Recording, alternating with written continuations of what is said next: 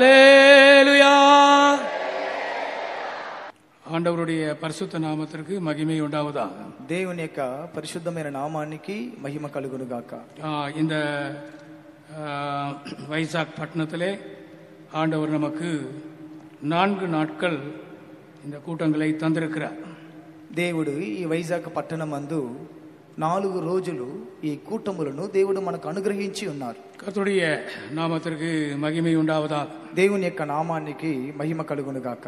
இந்த 4 நாட்களுடைய தலைப்பு என்னவென்றால் பஞ்சத்தை மாற்றுகிற தேவன். ఈ 4 రోజులు శీర్షిక అంశం ఏంటంటే క్షేమమును మార్చే దేవుడు. ஆம், ஆமோஸின் புத்தகத்தை நீங்கள் வாசிக்கும்படியா நான் விரும்புகிறேன். ఆమోసు పుస్తకములో మనం చదువునట్లుగా నేను కోరుచున్నాను. ஆமோஸின் புத்தகம் ఆమోసు పుస్తకము 8వ அதிகாரம் 8వ అధ్యాయం 11, 12 వచనங்கள் 11, 12 వాక్యములు. రాబో దినములందు దేశములో నేను క్షామము పుట్టింతును, అది అన్నపానము లేకపోవట చేత కలువు క్షామము కాక యెహోవా మాట వినకపోవట వలన కలువు క్షామంగా ఉండును. ఇదే యెహోవా వాక్కు. కాబట్టి జనులు యెహోవా మాట వెదుకుటకై ఈ సముద్రం నుండి ఆ సముద్రం వరకును, ఉత్తర దిక్కు నుండి తూర్పు దిక్కు వరకును సంచరించుదురు గాని అది వారికి దొరకదు. ஆண்டவருடைய நாமத்திற்கு மகிமை உண்டாகும். దేవుని యొక్క నామానికి మహిమ కలుగును గాక. வேதத்திலே பலவிதமான பஞ்சங்களை குறித்து நாம் வாசிக்கலாம். పరిశుద్ధ గ్రంథంలో పలు విధమైన క్షామములను గురించి మనం చదవగలము. ஆமோஸ் தீர்க்கதரிசி சொன்னதான பஞ்சம்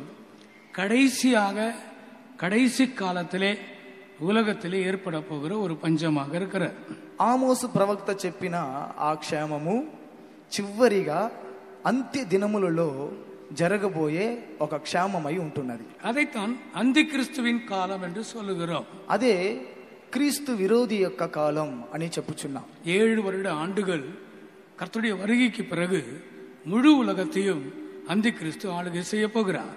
యేసయ్య రాకడ తరువాత సర్వలోకమును 7 సంవత్సరములు క్రీస్తు విరోధి ఏలుబడి చేయబోచున్నారు. கர்த்தருடைய நாமத்திற்கு மகிமை உண்டாவதாக. దేవుని యొక్క నామానికి మహిమ కలుగును గాక. அந்த 7 ஆண்டுகள் அது ஒரு சரியான பஞ்சம் காலமாக இருக்கும். ఆ 7 సంవత్సరములు అది ఒక భయంకరమైన క్షామ కాలము, కరువు కాలముగా ఉండును. அந்த நாட்களை பற்றி தான் ஆமோஸ் இந்த வசனங்களை சொல்லுகிறார். ఆ కాలమును గురించే ఆమోసు ప్రవక్త ఈ వాక్యములను చెప్పుచున్నాడు. முழு உலகத்திலும் இந்த 7 ஆண்டுகள் இந்த பஞ்சம் இருக்கும். సర్వలోకములో ఈ 7 సంవత్సరములు ఆ క్షామం ఉండును. ஆம், இதோ நான் தேசத்தின் மேல் பஞ்சத்தை அனுப்பும் நாட்கள் வரும். ఇదో దేశములో నేను క్షేమమును పుట్టించు దినములు వచ్చును. ஆகார குறைவினால் உண்டாகிற பஞ்சம் அல்ல, అది అన్నపానములు లేకపోవుట కలుగు క్షేమములు కాదు. ஜலக்குறைவினால் உண்டாகிற தாகம் அல்ல, అది జలము దాహము చేత జరిగే క్షేమము కాదు. கர்த்தருடைய வசனம் கேட்க கிடையாத பஞ்ச காலம் நான் அனுப்புவேன். యెహోవా మాటలు వినకపోవుట కలుగు క్షేమమును నేను పంపుదును. கர்த்தருடைய வசனத்தை தேட ஒரு சமுத்திரம் தொடங்கி மறு சமுத்திரம் மட்டும், வடதிசை தொடங்கி கீழ் திசை மட்டும் அலைந்து திரிந்தாலும் அதை கண்டடையாமல் போவார்கள். యెహోవా మాటను వెదుకుటకై ఈ సముద్రం నుండి ఆ సముద్రం వరకు, ఉత్తర దిక్కు నుండి తూర్పు దిక్కు వరకు సంచరించుదురు గాని అది వారికి దొరకదు. இங்கே ஒரு கன்வென்ஷன் நடக்கிறது. ఇక్కడ ఒక కన్వెన్షన్ జరుగుచున్నది. స్టేడియத்துக்கு உள்ளே, స్టేడియం లోపల, கிரவுண்ட்ல ஒரு கன்வென்ஷன் நடக்கிறது. గ్రౌండ్ లో ఒక కన్వెన్షన్ జరుగుచున్నది. ஆமா, அங்கே இதே நேரத்தில் அங்கே கிரவுண்டில் ஒரு கன்வென்ஷன் நடந்து கொண்டிருக்கிறார். ఇదే సమయంలో గ్రౌండ్ నందు అక్కడ ఒక కన్వెన్షన్ జరుగుచున్నది. 7th డే சபையை சேர்ந்த தேவனுடைய ஜனங்கள் அங்கே அவர்கள் கன்வென்ஷன் நடத்தி கொண்டிருக்கிறார். 7th డే సంఘానికి చెందిన దైవ జనులు అక్కడ కన్వెన్షన్ ని జరిపించుకుంటున్నారు. நாம் டிபிஎம் சபையை சேர்ந்த தேவனுடைய ஜனங்கள் స్టేడియத்துக்குள்ளே இந்த కన్వెన్షన్ நடத்தி கொண்டிருக்கிறோம். మనం టిపిఎం సంఘమునకు చెందిన దేవుని జనులమైన మనము ఈ స్టేడియం లోపల మనం కన్వెన్షన్ జరుపుచున్నాం. பிரியமானவர்களே, ஒரே நேரத்தில் 2 கன்வென்ஷன் 3 கன்வென்ஷன் எல்லாம் இந்த மே மாதத்திலே நடந்து கொண்டிருக்கிறார். ఒకే రోజులో 2 కన్వెన్షన్ 3 కన్వెన్షన్లని ఈ మే నెలలో జరుగుచు ఉన్నవి. ஒவ்வொரு கிராமத்திலும் கன்வென்ஷன் நடந்து கொண்டிருக்கிறார். ప్రతి గ్రామములో కన్వెన్షన్ జరుగుచున్నది. ஒவ்வொரு பட்டணத்திலும் கன்வென்ஷன் நடந்து கொண்டிருக்கிறார். ప్రతి పట్టణములో కన్వెన్షన్ జరుగుచున్నది. அதைத்தான் கிருபை நாட்கள் என்று சொல்கிறோம். దానిని కృపాకాలములు అని చెప్పబడుచున్నది. கிருபை நாட்களிலே கன்வென்ஷன்கள் நடத்தி கொண்டே இருக்கலாம். కృపాకాలములో కన్వెన్షన్ జరుపుచునే ఉండవచ్చు. வாசல்களை கர்த்தர் திறந்திருக்கிறார். ద్వారములను దేవుడు తెరిచి ఉన్నాడు. ஆண்டவருடைய நாமத்திற்கு மகிமை உண்டாவதாக. దేవుని యొక్క నామానికి మహిమ కలుగును గాక. பிரியமான ஆனால் இயேசுவின் வருகைக்கு பிறகு ప్రియమైన వారలారా, యేసయ్య రాకడ తరువాత ஒரு கன்வென்ஷன் நடைபெற முடியாது. ఒక్క కన్వెన్షన్ కూడా జరగదు. ஒரு ఆరాధனை கூட நடக்க முடியாது. ఒక్క ఆరాధన కూడా జరగదు. பைபிள் யாரும் வாசிக்க முடியாது. బైబిల్ ఎవ్వరు కూడా చదవలేరు. இயேசுவை யாரும் தொழுது கொள்ள முடியாது. యేసయ్యని ఎవ్వరు కూడా ఆరాధించలేరు. பிரியமானே அப்படிப்பட்டவர்கள் கொல்லப்படுவார்கள். ప్రియమైన వారలారా, అలాగు చేసేవారు చంపబడుదురు. அவர்கள் சித்திரவதை செய்யப்படுவார்கள். వారు హింసింపబడుదురు. பயங்கரமான உபத்திரவங்களை அவர்கள் சந்திப்பார்கள். భయంకరమైన శ్రమలను వారు అనుభవించుదురు. அப்படினால்தான் வருகையிலே கைவிடப்படாமல் எடுத்துக்கொள்ளப்பட வேண்டும் என்று பரிசுத்தவான்கள் பிரசங்கம் பண்ணுகிறார். కాబట్టి రాకడలో చేయి విడవబడకుండా అందరూ కొనిపోబడవలనని పరిశుద్ధులు ప్రసంగించుచూ ఉన్నారు. வருகையிலே கைவிடப்படுவோமானால் அந்தி கிறிஸ்துவின் கையிலே அகப்பட்டுக் கொள்ளுவார்கள். మనం రాకడలో చేయి విడవబడిన వారు క్రీస్తు యొక్క చేతిలో చిక్కబడుదురు. ஆண்டவருடைய நாமத்திற்கு மகிமை உண்டாவதாக. దేవుని యొక్క నామానికి మహిమ కలుగును గాక. பிரியமானே, அது ஒரு பெரிய பஞ்சமா இருக்கும். ప్రియమైన వారలారా, అది గొప్ప కరువుగా ఉండును. வசனத்தை தேடுவார்கள். వాక్యమును వెదుకుదురు. தேவ ஜனங்களை தேடுவார்கள். దేవుని యొక్క జనులను వెదుకుదురు. ஆலயத்தை தேடுவார்கள். మందిరమును వెదుకుదురు. ஆலயம் ஒரு ஹாஸ்பிட்டலாக மாறி இருக்கும். మందిరము ఒక ఆసుపత్రిగా మారి ఉండును. ஆலயம் ஒரு ஸ்கூலாக மாறி இருக்கும். ఆలయము ఒక స్కూలుగా మారి ఉండును. ஆலயம் ஒரு ஜிம்மாக மாறி இருக்கும். ఆలయము ఒక జిమ్ గా మారి ఉండును. ஆலயம் ஒரு சினிமா தியேட்டராக மாறி இருக்கும். ఆలయము సినిమా థియేటర్ గా మారి ఉండును. ஆண்டவருடைய நாமத்திற்கு மகிமை உண்டாகட்டும். దేవుని యొక్క నామానికి మహిమ కలుగును గాక. பாஸ்டர்மார்கள் இல்லை, పాస్టర్స్ లేరు, ஊழியர்கள் இல்லை, సేవకులు లేరు, தேவ ஜனங்கள் இல்லை. దేవుని జనులు లేరు. ஒரு பஞ்ச காலம் வருகிறது. ఒక కరువు కాలము, క్షామ కాలం వచ్చుచున్నది. ஆமோஸ் தீர்க்கதரிசி சொன்னதை மறுபடியும் இந்த வைசாக் பட்டணத்திலே நான் சொல்ல விரும்புகிறேன். ఆమోసు ప్రవక్త చెప్పిన కార్యాన్ని మళ్ళీ ఈ వైజాగ్ పట్టణంలో నేను చెప్పగోరుచున్నాను. தேசத்தின் மேல் பஞ்சத்தை அனுப்பும் நாட்கள் வரும். దేశములో క్షేమమును పుట్టించు కాలము వచ్చును. அது ஆகார குறைவினால் உண்டாகிற பஞ்சம் அல்ல.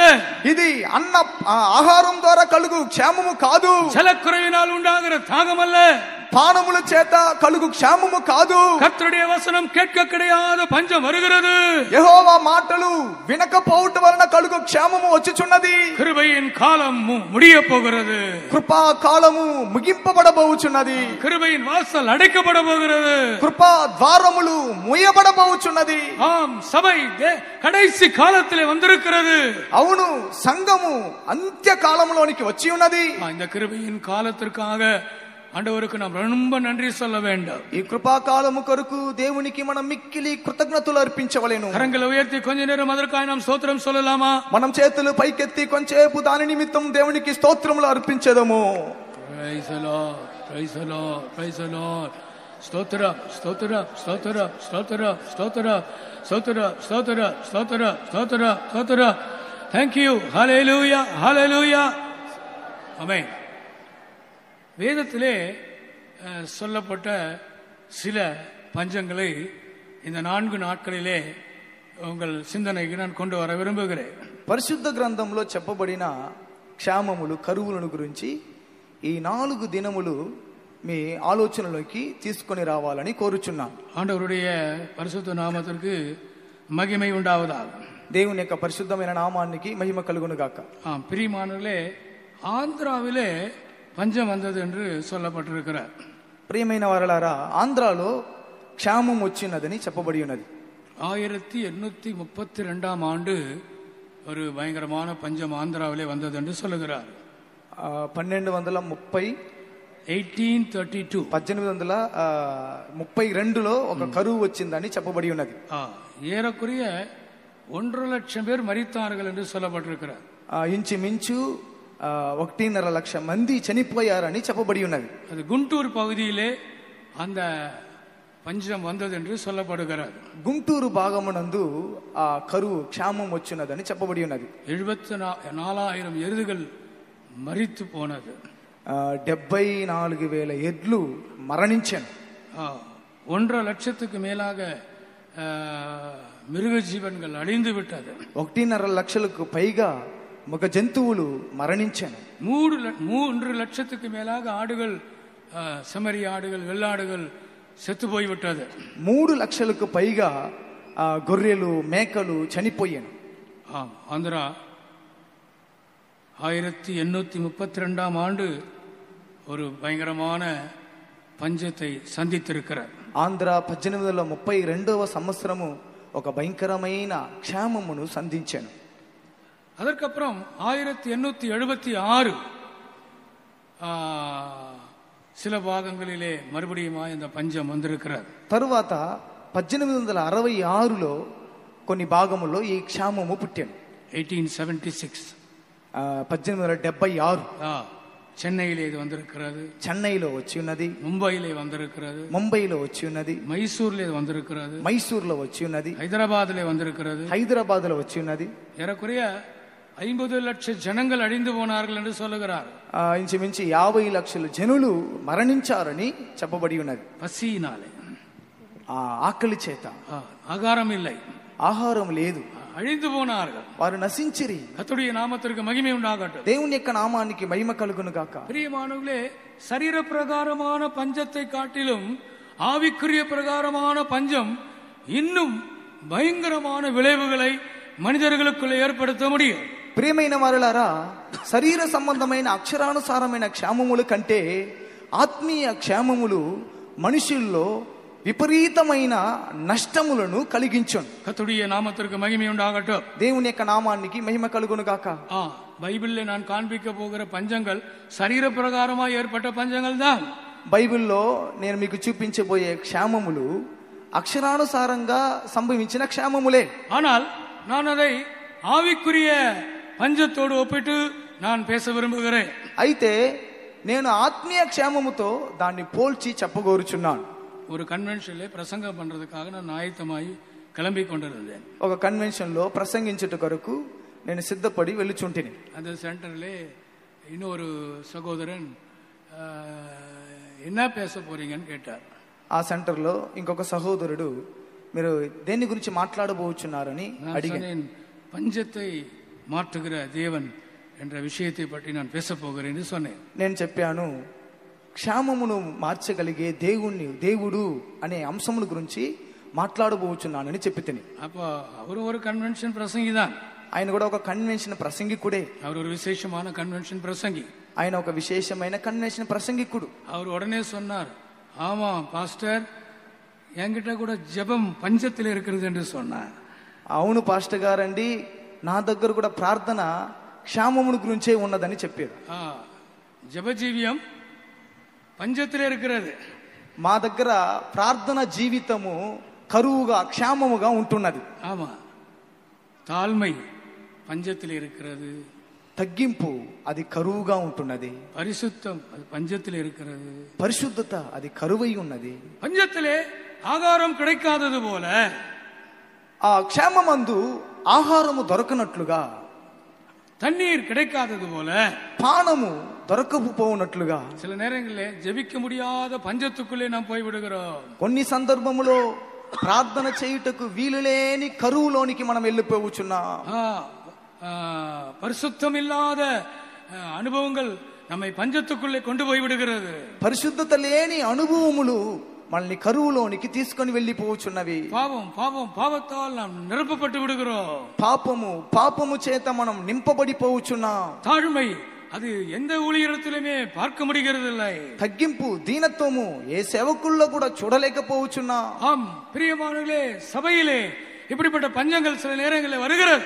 ప్రియమైన వారలారా, సంఘములో ఇలాంటి కరువు క్షేమములు వచ్చుచూ ఉన్నవి. இந்த நாட்களிலே உங்கள் வாழ்க்கையிலே நீங்கள் எந்த பஞ்சத்தில் இருக்கிறீர்கள், இல்லாவிட்டால் நீங்கள் செழிப்பா இருக்கிறீர்களா என்பதை நீங்கள் இந்த வார்த்தைகளை கேட்கும் போது நீங்கள் சிந்திக்க கடமைப்பட்டிருக்கிறீர்கள். ఈ దినాలలో మీ జీవితంలో ఎలాంటి కరువులు ఉంటున్నవి, లేదా మీరు సమృద్ధిగా ఉంటున్నారా? ఈ వాక్యముని విని మీ జీవితాన్ని పరిశీలించుకోవలసిన వారుగా ఉంటున్నారు. கர்த்தருடைய நாமத்திற்கு மகிமை உண்டாகட்டும். దేవుని యొక్క నామానికి మహిమ కలుగును గాక. ஆபிரகாமின் நாட்களிலே ஒரு பஞ்சம் வந்தது. అబ్రహాము దినములలో ఒక కరువు వచ్చెను. ஈசாக்கின் நாட்களிலே ஒரு பஞ்சம் வந்தது. ఈసాకు కాలంలో ఒక క్షామం వచ్చెను. பெத்லகேமிலே அந்த நகோமியின் நாட்களிலே ஒரு பஞ்சம் வந்தது. బెత్లెహేములో నయోమి దినములలో ఒక క్షామము పుట్టెను. ராஜாக்களின் நாட்களிலே எருசலேமிலே ஒரு பஞ்சம் வந்தது. రాజుల దినములలో యెరూషలేములో ఒక క్షామము పుట్టెను. சமாரியாவிலே ஒரு பஞ்சம் வந்தது.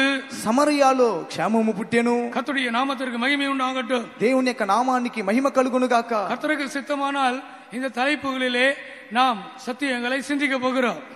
దేవుని చిత్తమైతే ఈ అంశముల మీద మన సత్యములను మనం ధ్యానించబోచున్నాం. இன்றைக்கு இந்த முதல் நாள் மாலை வேளையிலே நாம் ஆபிரகாமின் நாட்களிலே வந்ததான பஞ்சத்தை குறித்து நாம் சிந்திக்க போகிறோம். ఈ దినము ఈ మొదటి రోజు సాయంత్రంన అబ్రహాము దినములో కలిగిన కరువు క్షామముల గురించి మనం నేర్చుకొనబోచున్నాం. ஆதியாகமம் புத்தகத்திற்கு நாம் திருப்பும் பொழுது ఆదికాండమునకు మనం వచ్చేటప్పుడు 12వ அதிகாரம் 12వ అధ్యాయం ஆதியாகமம் 12వ அதிகாரம் 10వ వచనத்தை వాసింగల్. ఆదికాండము 12వ అధ్యాయం 10వ వాక్యం. అప్పుడు ఆ దేశంలో కరువు వచ్చెను. ఆ దేశంలో కరువు భారంగా ఉన్నందున అబ్రహాము ఆ ఐగుప్తు దేశంలో నివసించుటకు అక్కడికే వెళ్ళెను. ஆண்டவருடைய நாமத்திற்கு மகிமை உண்டாகட்டும். దేవుని యొక్క నామానికి మహిమ కలుగును గాక. இங்கே படிக்கிறோம், ஆபிரகாமின் நாட்களிலே ஒரு பஞ்சம் வந்தது. అబ్రహాము దినములలో ఒక కరువు వచ్చెను.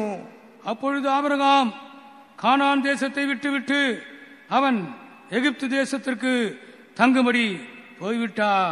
అప్పుడు అబ్రహాము కనాను దేశమును విడిచిపెట్టి ఐగుప్తు దేశమందు నివసించుటకు అక్కడికి వెళ్ళెను. ஆண்டவருடைய நாமத்திற்கு மகிமை உண்டாகட்டும். దేవుని యొక్క నామానికి మహిమ కలుగును గాక. பஞ்சம் என்று சொல்லும் பொழுது நமக்கு வருகிற சோதனைகள் என்று சொல்லலாம்.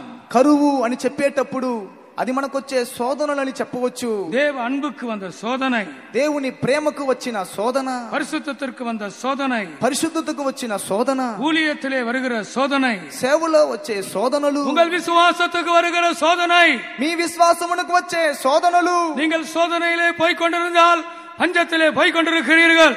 మీరు శోధనల గుండా వెళ్ళుచూ ఉంటే మీరు కరువులో వెళ్ళుచూ ఉన్నారు. இந்த ஆபிரகாம் முற்பிதா என்ன செய்கிறார்? ఈ పూర్వ పితరుడు ఈ అబ్రహాము ఏమి చేయుచున్నాడు? இந்த கானான் தேசம் அது செழிப்பான தேசம். இப்பொழுது அங்கே பஞ்சம் வந்து விட்டது. కనాను దేశము సస్య సమృద్ధి కలిగిన దేశము. అయితే ఇప్పుడు అక్కడ కరువు ఏర్పడెను. அது சாதாரண பஞ்சம் அல்ல, అది సాధారణమైన కరువు కాదు, அது கொடிய பஞ்சமா இருக்கிறது. అది భారమైన కరువుగా ఉండెను. ஆண்டவருடைய நாமத்திற்கு மகிமை உண்டாகட்டும். దేవుని యొక్క నామానికి మహిమ కలుగును గాక. அப்பொழுது ஆபிரகாம் என்ன செய்தார்? అప్పుడు అబ్రహాము ఏమి చేసెను? தேவன் கொண்டு வந்த தேசத்தை விட்டு அவர் எகிப்து தேசத்திற்கு போனார். దేవుడు తనను తీసుకొని వచ్చిన దేశమును విడిచిపెట్టి ఐగుప్తు దేశమునకు అతడు వెళ్ళెను. சோதனைகள் வரும்போது நாம் தைரியமாய் நிற்க வேண்டும். శోధనలు వచ్చేటప్పుడు మనం ధైర్యంగా నిలబడవలేను. பிரச்சனைகள் வரும்போது நாம் தைரியமாய் நிற்க வேண்டும். సమస్యలు వచ్చేటప్పుడు మనం ధైర్యంగా నిలబడవలేను. ஆண்டவருடைய நாமத்திற்கு மகிமை உண்டாவதாக. దేవుని యొక్క నామానికి మహిమ కలుగును గాక. பயப்படுகிறவர்கள் அவர்கள் நரகத்திலே காணப்படுவார்கள். పిరికి వారు నరకమందు కనిపించుదురు. பயமுள்ள ஆவியை கர்த்தர் நமக்கு கொடுக்கவில்லை. పిరికితనం కలిగిన ఆత్మను దేవుడు మనకి ఇవ్వలేదు. பலமும் அன்பும் தெளிந்த புத்தியும் உள்ள ஆவியை கர்த்தர் நமக்கு தந்திருக்கிறார். శక్తియు ప్రేమయు ఇంద్రియ నిగ్రహం కలిగిన ఆత్మనే ఆయన మనకు ఇచ్చి ఉన్నారు. கர்த்தருடைய நாமத்திற்கு மகிமை உண்டாவதாக. దేవుని యొక్క నామానికి మహిమ కలుగును గాక. ஆம், மனிதனுடைய வாழ்க்கையிலே சோதனைகள் இல்லாமல் இருக்க முடியாது.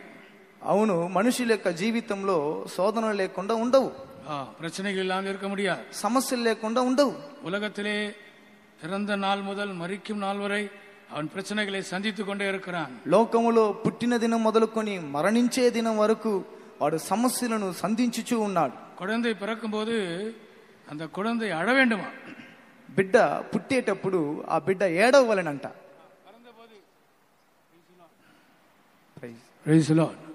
பிறந்தபோது அழுதவங்க எல்லாம் ஒரு ஹல்லேலூயா சொல்லுங்கள். పుట్టిన తర్వాత ఏడ్చాను అని చెప్పేవారు హల్లేలూయా చెప్పండి. నాకెట్లా తెలుసు పాస్టర్? నేను పుట్టేటప్పుడు నేను ఏడ్చానా లేదా మీ అమ్మ నాన్న అడగండి, చెప్తారు. அந்த குழந்தை அழ வேண்டுமா, ఆ బిడ్డ ఏడవలేను. పుట్టిన వెంటనే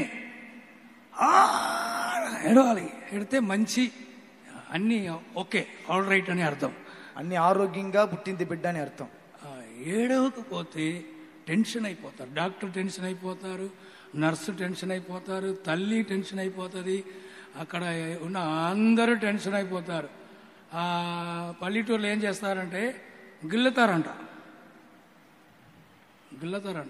ఆ బిడ్డ ఏడవాలి గిల్లుతారంట. కొన్ని పిల్లలు ఎంత గిల్లినా ఏమి లేదు. అప్పుడు ఏదో ప్రాబ్లం ఉంది, ఆ బిడ్డతో ఏదో ప్రాబ్లం ఉంది, ఏడవాలి. ఏడుస్తే అది ఓకే, మంచి బిడ్డ ఆరోగ్యంగా పుట్టింది, ஆண்டவருடைய நாமத்தின் மகிமை உண்டாகட்டும். దేవుని యొక్క నామానికి మహిమ కలుగును గాక. நான் ஏன் சொல்லுகிறேன் என்றால், నేను ఎందుకు ఈ విషయాన్ని చెప్పుచున్నానంటే, நீங்கள் பிறக்கும் போதே அழுதீர்கள். మీరు పుట్టేటప్పుడే ఏడ్చితిరి. భూమికి వంద అన్றைకే நீங்கள் అழுదీர்கள். భూమికి వచ్చినప్పుడే మీరు ఏడ్చారు. ఎప్పుడు వరకు ఏడవాలి? ఎప్పుడు వరకు ఏడవాలి? చనిపోయే వరకు, పాతి పెట్టే వరకు. ஆண்டவருடைய நாமத்திற்கு மகிமை உண்டாகட்டும். దేవుని యొక్క నామానికి మహిమ కలుగును గాక. ஆனால் சோதனைகளை நாம் ஜெயிக்க முடியும். అయితే శోధనలను మనం జయించగలం. சோதனைகளுக்கு தப்பித்துக் கொள்ள முடியாது. శోధనలకు మనం తప్పించుకోలేము. சில வாலிபர்கள் புத்திசாலிகள், కొంతమంది యవ్వనస్తులు బుద్ధిమంతులు కళ్యాణం பண்ணிக்கொள்கிறாరు, వివాహం చేసుకుంటున్నారు. ఎందుకు? సేవలో కష్టం అంట.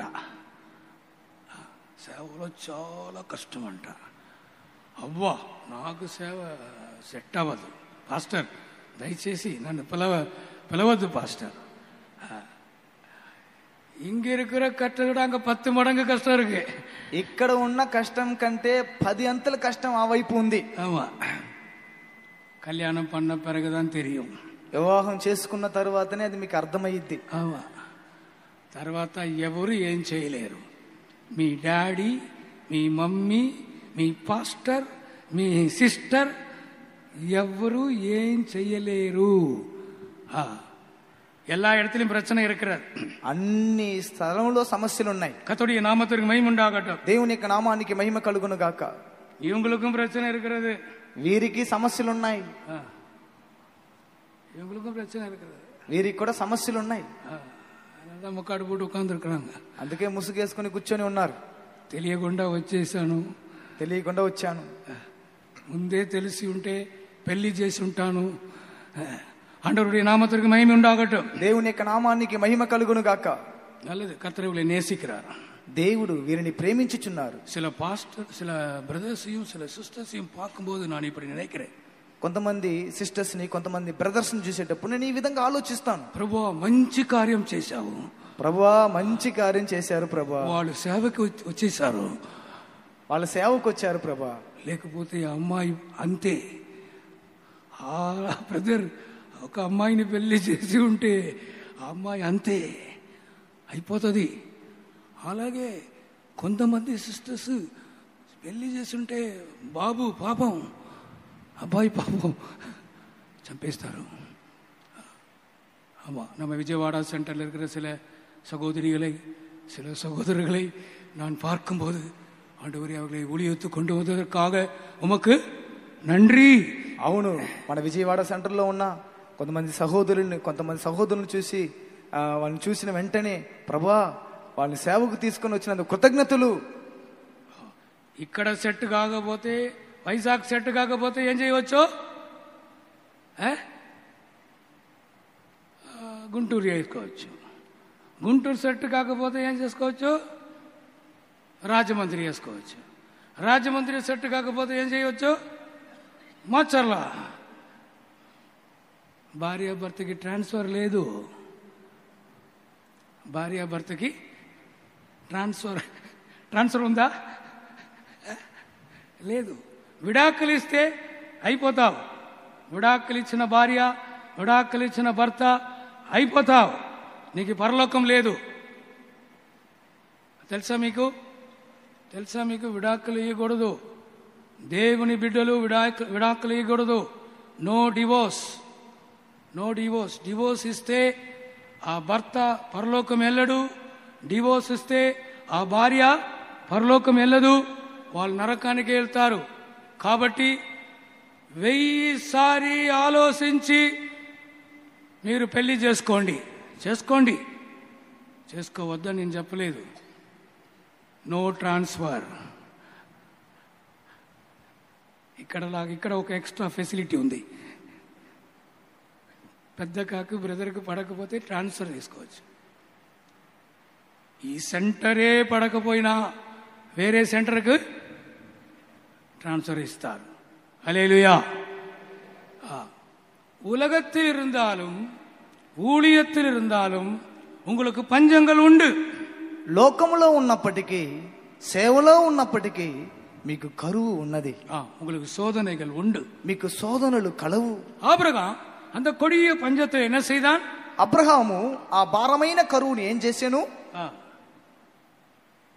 எகிப்துக்கு ஓடி போனார். ఐగుప్తుకు పారిపోయాను. எகிப்துக்கு ஓடி போனார். ఐగుప్తుకు పారిపోయాను. கர்த்தருடைய நாமத்திற்கு மகிமை உண்டாகட்டும். దేవుని యొక్క నామానికి మహిమ కలుగును గాక. పాస్టర్, அதுல என்ன தப்பு இருக்கு பாஸ்டர்? పాస్టర్ గారండి, దాంట్లో ఏం తప్పు ఉంది పాస్టర్ గారండి? இங்க சாப்பாடு கிடைக்கல, ఇక్కడ ఆహారం లభించలేదు, இங்க தண்ணி கிடைக்கல, ఇక్కడ పానము దొరకలేదు. எகிப்துல சாப்பாடு கிடைக்குது, ఐగుప్తులో ఆహారం దొరుకుచున్నది, எகிப்துல தண்ணி கிடைக்குது, ఐగుప్తులో నీళ్లు దొరుకుచున్నవి. அது போனது குத்தமா தப்பா? అక్కడికి వెళ్ళుట అది తప్ప? ஆனால் ஒரு பெரிய தவறு நடந்தது. అయితే ఒక పెద్ద తప్పు జరిగేను. ஒரு பெரிய தவறு அங்கே நடந்தது. ఒక పెద్ద తప్పు జరిగేను. சோதனைகளை ஜெயிக்க வேண்டுமே தவிர சோதனைகளிலிருந்து தப்பிக்கொள்ள விரும்பாதிருங்கள். శోధనలు జయించాలి, కానీ శోధనలు తప్పించుకోవాలని కోరుకోవద్దు. ஆதியாகமம் 16ஆம் அதிகாரம் சொல்லுகிறது. ఆదికాండము 16వ అధ్యాయం చెప్పుచున్నది.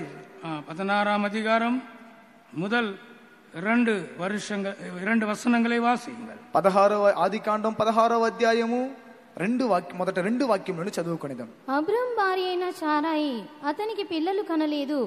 ఆమెకు అగరు అను ఐగుప్తురాలైన దాసియుండెను.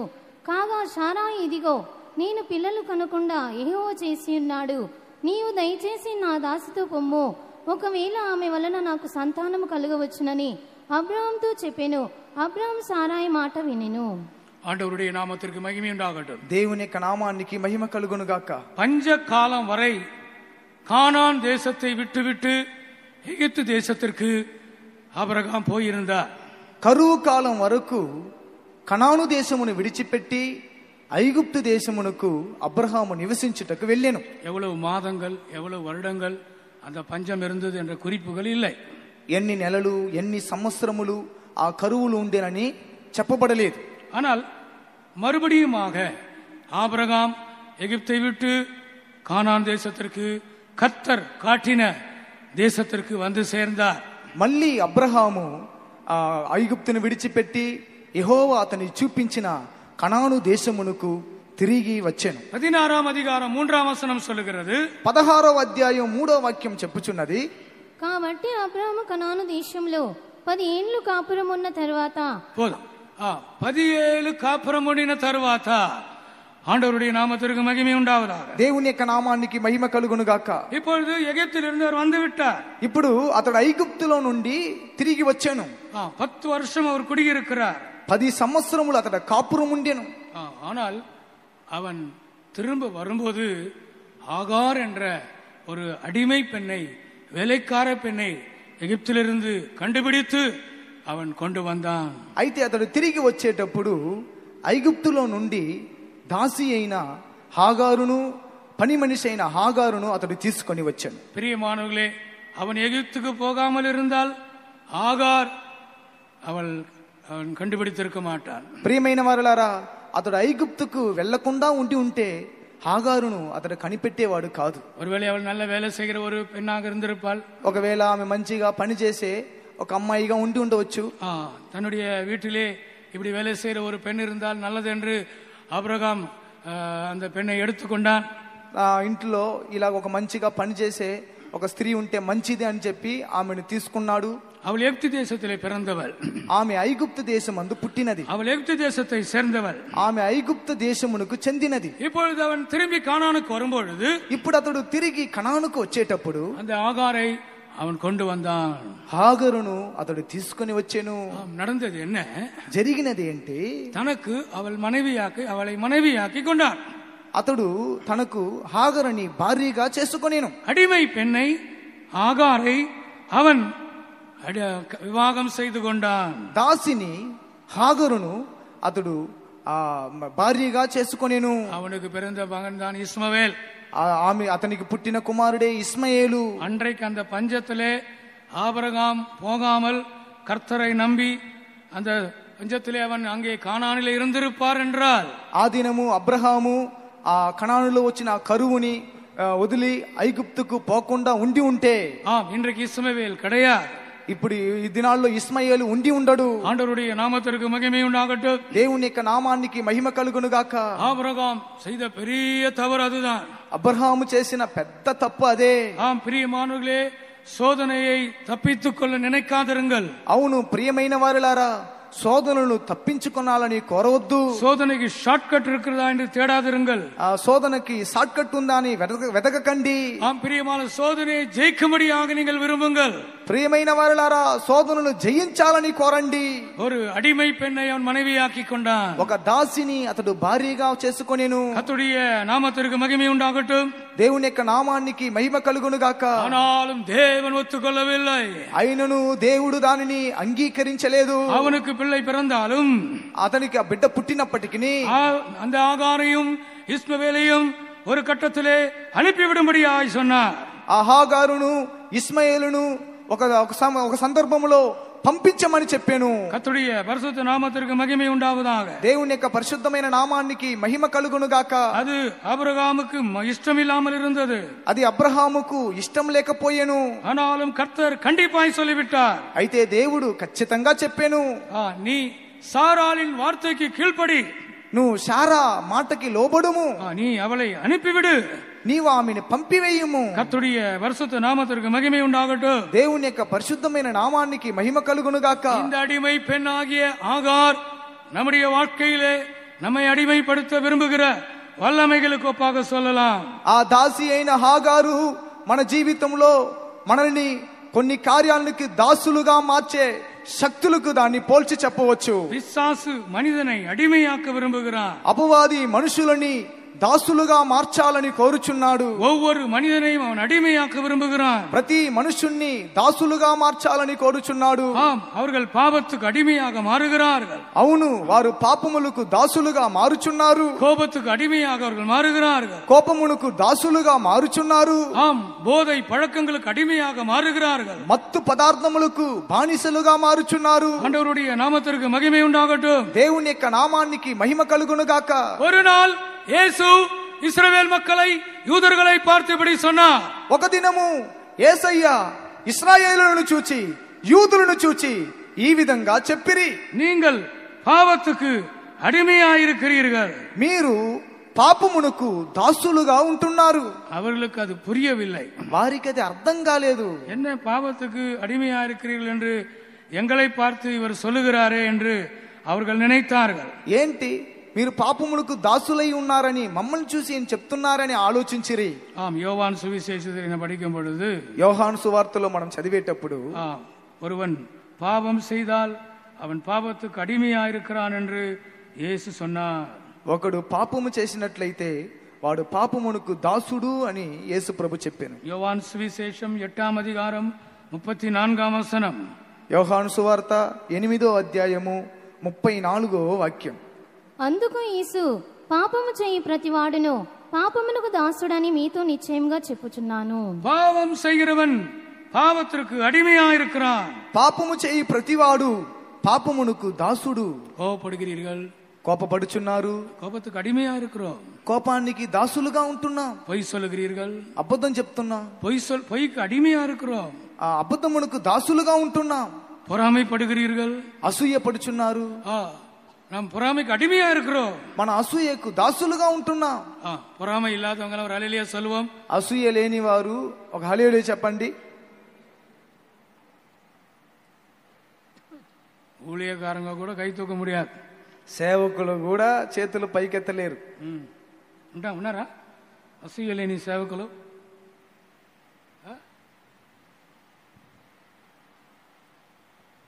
యేసుదాసుకి ఆయనకు 100% కోపం இருக்கு.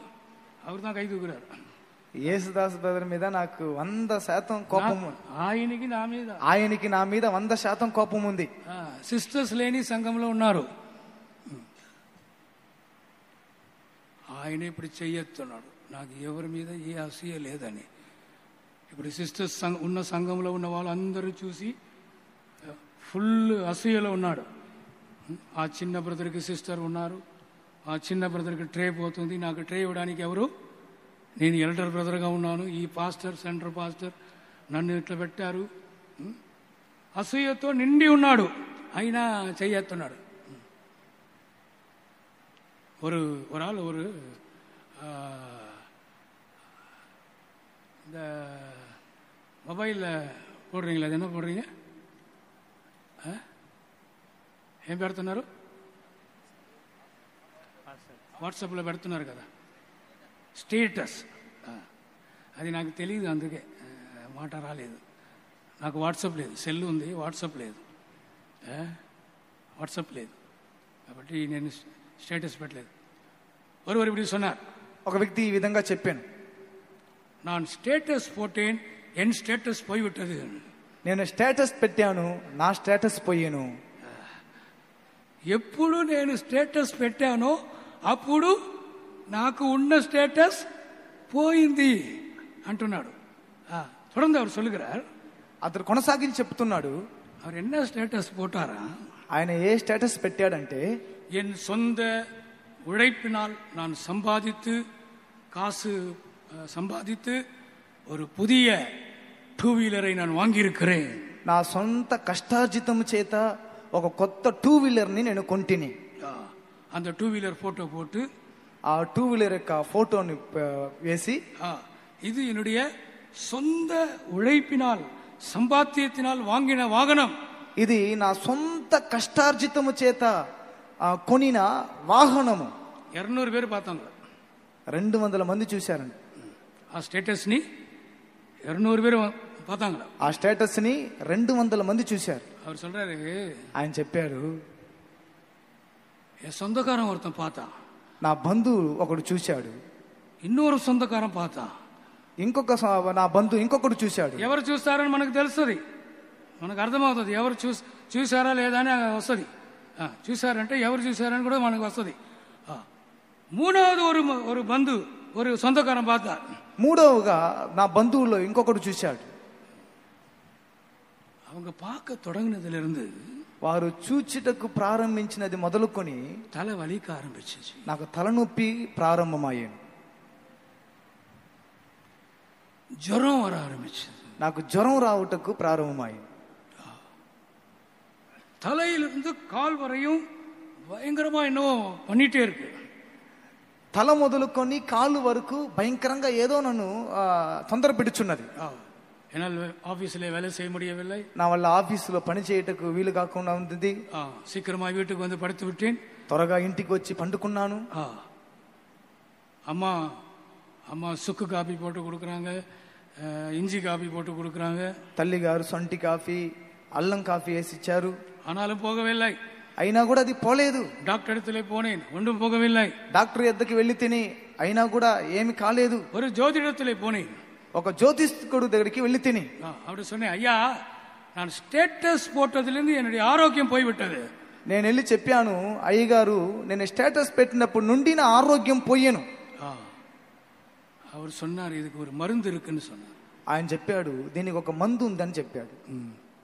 என்ன செய், என்னுடைய புதிய 2 வீலர் యాక్సిడెంట్ ఆయిடுச்சுன்னு ஒரு స్టేటస్ போடுவாడు. ఇంకా ఆయన ఏం చేయాలంటే, నా కొత్త 2 వీలర్ యాక్సిడెంట్ అయిపోయిందని ఒక స్టేటస్ పెట్టమని చెప్పాడు. உடனே அவன் ஒரு ஸ்டேட்டஸ் போட்டான். వెంటనే అతడు ఒక స్టేటస్ పెట్టాడు. நான் கஷ்டப்பட்டு சம்பாதித்த வாங்கின அந்த 2 வீலர் இப்பொழுது యాక్సిడెంట్ ஆகிவிட்டது. నేను కష్టపడి కొనిన ఆ 2 వీలర్ ఇప్పుడు అది యాక్సిడెంట్ అయ్యింది. ஆண்டவருடைய நாமத்திற்கு மகிமை உண்டாகட்டும். దేవుని యొక్క నామానికి మహిమ కలుగును గాక. முதல் பந்து பார்க்கிறார், బంధువులో మొదటి వ్యక్తి చూస్తున్నాడు. రెండవ బంధు பார்க்கிறார், బంధువులో రెండో వ్యక్తి చూస్తున్నాడు. மூணாவது சொந்தக்காரன் பார்க்கிறார், బంధువులో మూడో వ్యక్తి చూస్తున్నాడు. அவன் சொல்றான், என் தலைவலி போய்விட்டது. అతడు చెప్పాడు, నా తలనొప్పి పోయింది, என் ஜுரம் போய்விட்டது, నా జ్వరం పోయేను, முழு ஆரோக்கியம் எனக்கு கிடைத்து விட்டது, సంపూర్ణ ఆరోగ్యం నాకు లభించెను. தயவுசெய்து யாரும் ஸ்டேட்டஸ் போடாதீங்க. దయచేసి ఎవరు స్టేటస్ పెట్టకండి. உங்கள் சபையில் இருக்கிறவர்கள் பொறாமை உள்ளவர்கள், మీ సంఘంలో ఉన్నవారు అసూయ కలిగిన వారు, உன்னுடைய ஃப்ரெண்ட்ஸ் பொறாமை உள்ளவர்கள், మీ స్నేహితులు అసూయ కలిగిన వారు. உன் நிம்மதியை நீ இழந்து விடுவாய், నీవు నీ నెమ్మదిని కోల్పోవుదువు, உன் ஆரோக்கியத்தை நீ இழந்து விடுவாய், నీ ఆరోగ్యమును కోల్పోవుదువు. மனிதர்கள் பக்தி உள்ளவர்கள் கூட பொறாமைக்கு அடிமையாக இருக்கிறார்கள். మనుషులు భక్తి కలిగిన వారు కూడా అసూయకు దాసులుగా ఉంటున్నారు. ஆபிரகாம் பஞ்சம் வந்தபோது அவன் எகிப்துக்கு போனான். అవును, అబ్రహాము కరువు వచ్చినప్పుడు అతడు ఐగుప్తుకు వెళ్ళాను. திரும்பி வரும்போது எகிப்து தேசத்தை சேர்ந்த ஆகார் என்ற அடிமை பெண்ணோடு வந்தான். అతడు తిరిగి వచ్చేటప్పుడు ఐగుప్తు దేశమునకు చెందిన దాసి అయిన ఆగారుతో తిరిగి వచ్చాను. దాసి కాదు తంబి, అడిమై పెన్. దాసి అంటే అడిమై పెన్నా, బానిసులు. దాసి కాదు, స్లేవ్. తెలుగులో ఏముంది? దాసి అంటే అది అర్థమా? Adimai, maid servant. அவள் ஒரு அடிமை, ఆమె ఒక బానిస. ஆண்டவருடைய நாமத்திற்கு மகிமை உண்டாகட்டும். దేవుని యొక్క నామానికి మహిమ కలుగును గాక. நீங்கள் சோதனையை ஜெயிக்காவிட்டால், మీరు శోధనను జయించకపోయినట్లయితే, நீங்கள் அந்த பாவத்துக்கு அடிமையாய் விடுவீர்கள். మీరు ఆ పాపమునకు బానిసలవుచున్నారు. உங்கள் மொபைலுக்கு நீங்கள் அடிமையாகி விடுவீர்கள். మీ మొబైల్ కి మీరు బానిసలైపోవచ్చున్నారు. உங்களுக்கு வந்திருக்கிற பஞ்சத்திலே நீங்கள் ஜெயிக்கிறீர்களா தோற்கிறீர்களா? మీకు వచ్చిన మీ కరువులో మీరు జయించుచున్నారా, మీరు ఓడిపోవచ్చున్నారా? கர்த்தருடைய நாமத்திற்கு மகிமை உண்டாகட்டும். దేవుని యొక్క నామానికి మహిమ కలుగును గాక. பிரியமானவர்களே, இந்த பஞ்சத்தை அடிமைத்தனத்திற்கு கொண்டு போகிற பஞ்சம் என்று நான் சொல்ல விரும்புகிறேன். ఈ కరువును దాసత్వమునకు తీసుకొని వెళ్ళే కరువు అని నేను చెప్పుచున్నాను. ஆபிரகாமின் நாட்களிலே கானான் தேசத்திலே வந்த பஞ்சத்திற்கு அவனை அடிமைத்தனத்திற்குள்ளே கொண்டு போகிற பஞ்சம் என்று நான் சொல்ல விரும்புகிறேன். అబ్రహాము దినములలో కనానులో వచ్చిన కరువు అది మనుషుని దాసత్వమునకు తీసుకొని వెళ్ళే కరువు అని నేను చెప్పగోరుచున్నాను. நாம் பாவத்திற்கு அடிமைப்பட்டவர்கள் அல்ல, మనము పాపమునకు దాసులము కాదు. நாம் உலகத்திற்கு அடிமைப்பட்டவர்கள் அல்ல, మన లోకమునకు దాసులము కాదు. நாம் மாம்சத்திற்கு அடிமைப்பட்டவர்கள் அல்ல, మనం శరీరమునకు దాసులము కాదు. கண்களின் இச்சைகளுக்கு நாம் அடிமைப்பட்டவர்கள் அல்ல, నేత్రాసకు మనం దాసులము కాదు. ஆம் பிரியமானவர்களே, எந்த மனிதர்களுக்கும் நாம் அடிமைப்பட்டவர்கள் அல்ல. ప్రియమైన వారులారా, ఏ మనుషునికి మనం దాసులము కాము. கர்த்தருடைய நாமத்திற்கு மகிமை உண்டாகட்டும். దేవుని యొక్క నామానికి మహిమ కలుగును గాక. மரணத்துக்கு மரண பயத்திற்கு அடிமைகளாயிருந்தார்கள்.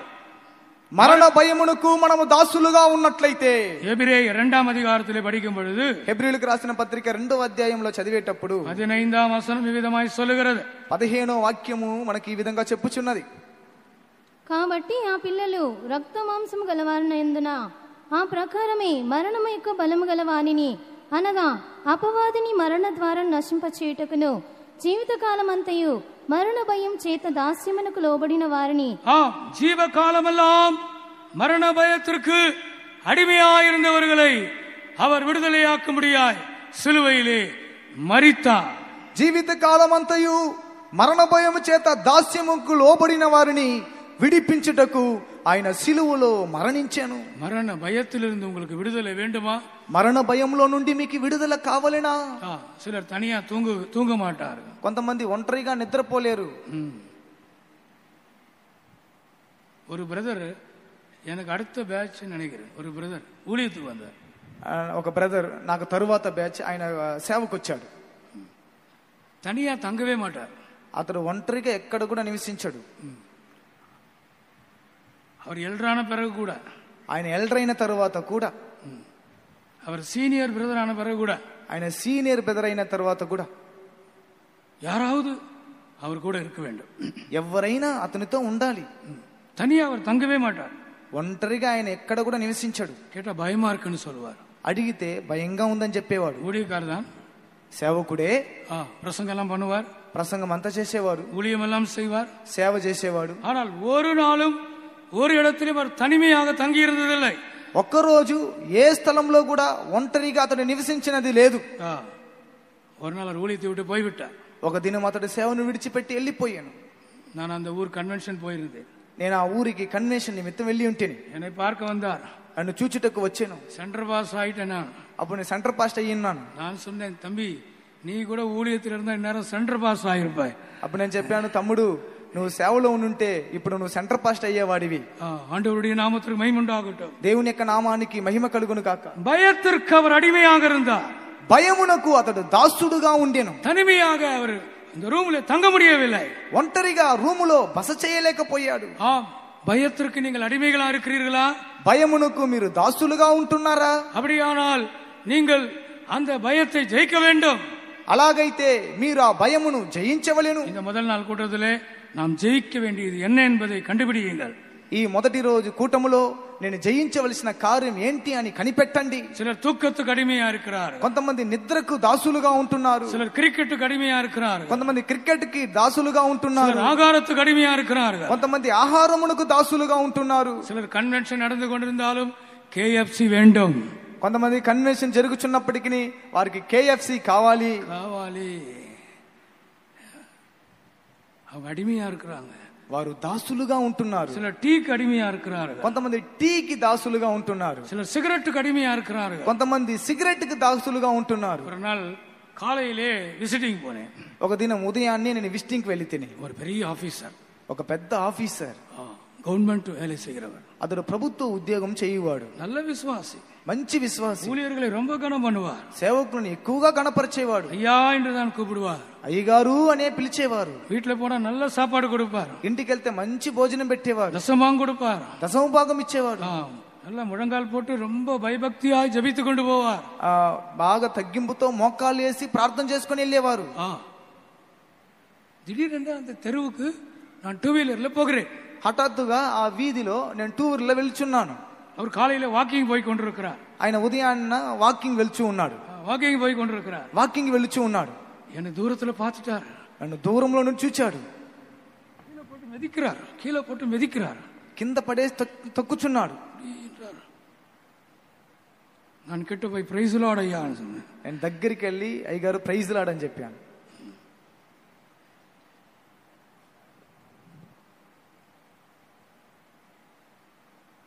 எனக்கு விளங்கிருச்சு. నాకు అర్థమయ్యింది. కాలు కీழே என்ன இருக்கு? కాళ్ళ కింద ఏముంది? సిగరెట్ இருக்கு. సిగరెట్ ఉంది. ஆண்டவருடைய நாமத்திற்கு மகிமை உண்டாகட்டும். దేవుని యొక్క నామానికి మహిమ కలుగును గాక. பிரியமான விசுவாசிகளா இருந்தாலும், ప్రియమైన వారలారా, విశ్వాసులుగా ఉన్నప్పటికీ, ஊழியர்களா இருந்தாலும், సేవకులుగా ఉన్నప్పటికీ, நாம் பலரும் பல காரியங்களுக்கு அடிமைகளா இருக்கிறோம். మనం అనేక మంది అనేక కార్యములకు దాసులుగా ఉంటున్నాం. ஆபிரகாம் நாட்களிலே வந்த பஞ்சம், அது ஆபிரகாமை அடிமைப்படுத்தும்படியாய் வந்த பஞ்சம். అబ్రహాము దినముల్లో వచ్చిన ఆ కరువు అబ్రహాముని దాసునిగా మార్చేదానికి వచ్చిన కరువు. எத்தனை பேர் உங்களை அடிமைப்படுத்துகிற காரியங்கள் வெளியே வர விரும்புகிறீர்கள்? ఎంతమంది మీరు దాసులుగా ఉన్న కార్యంలో నుండి బయటికి రాగోరుచున్నారు? உங்களுடைய கரங்களை உயர்த்தி காட்டுவீங்களா? మీరు చేతులు పైకెత్తి చూపించగలరా? பாஸ்டர், நான் கூட சில காரியங்களுக்கு அடிமையா இருக்கிறேன். పాస్టర్ గారండి, నేను కూడా కొన్ని కార్యములకు దాసులుగా ఉంటున్నాను. கோபத்துக்கு அடிமையா இருக்கிறேன். కోపానికి దాసులుగా ఉంటున్నా. பயங்கரமான கோபம் எனக்கு வருகிறது. భయంకరమైన కోపం నాకు వచ్చుచున్నది. అనేక விஷயங்களுக்கு அடிமையா இருக்கிறேன். నేను అనేక విషయంలో దాసునిగా ఉంటున్నాను. எனக்கு ஒரு விடுதலை வேண்டும். నాకు ఒక విడుదల కావాలి. தன் பாவங்களை மறைக்கிறவன் வாழ்வடைய மாட்டான். అతిక్రమమును దాచిపెట్టువాడు వర్ధిల్లడు. தன் பாவங்களை மறைக்கிறவன் வாழ்வடைய மாட்டான். అతిక్రమమును దాచిపెట్టువాడు వర్ధిల్లడు. அவைகளை விட்டு விடுகிறவனோ அறிக்கை செய்கிறவனோ விட்டு விடுகிறவனோ இரக்கம் பெறுவார். వాటిని ఒప్పుకొని విడిచిపెట్టువాడో కనికరము పొందును. கைகளை உயர்த்தி அறிக்கை செய்யலாமா? చేతులు పైకెత్తి ఒప్పుకోలు చేయుదుము. கைகளை உயர்த்தி அறிக்கை செய்யலாமா? చేతులు పైకెత్తి ఒప్పుకోలు చేయుదుమా? நீங்கள் అడిமையா இருக்கிற కార్యத்தை நீங்கள் జయించ విரும்புகிறீர்களா? మీరు బానిసగా ఉన్న కార్యములను జయింపగోరుచున్నారా? ఒప్పుకొల్లుங்கள், దాన్ని ఒప్పుకొనండి. தேவ சமூகத்திலே ஒத்துக்கொள்ளுங்கள், దేవుని సన్నిధిలో దాన్ని ఒప్పుకొనండి. ஆண்டவரே இந்த குறிப்பிட்ட விஷயத்திலே நான் அடிமையா இருக்கிறேன். ప్రభువా ఈ గుర్తింపబడిన కార్యంలో నేను బానిసగా ఉంటున్నా. இந்த வைசாக் கூட்டத்தில் எனக்கு விடுதலை தாங்க. ఈ వైజాగ్ కూటమునందు నాకు విడుదలని ఇవ్వండి. நான் அறிக்கை செய்கிறேன். నేను ఒప్పుకోలు చేయుచున్నాను. கரங்களை உயர்த்தி நான் அறிக்கை செய்கிறேன். చేతులు పైకెత్తి నేను ఒప్పుకోలు చేయుచున్నాను. என்னை எந்த வல்லமை அடிமைப்படுத்த கூடாது. నన్ను ఏ శక్తి కూడా బానిసగా చేయకూడదు.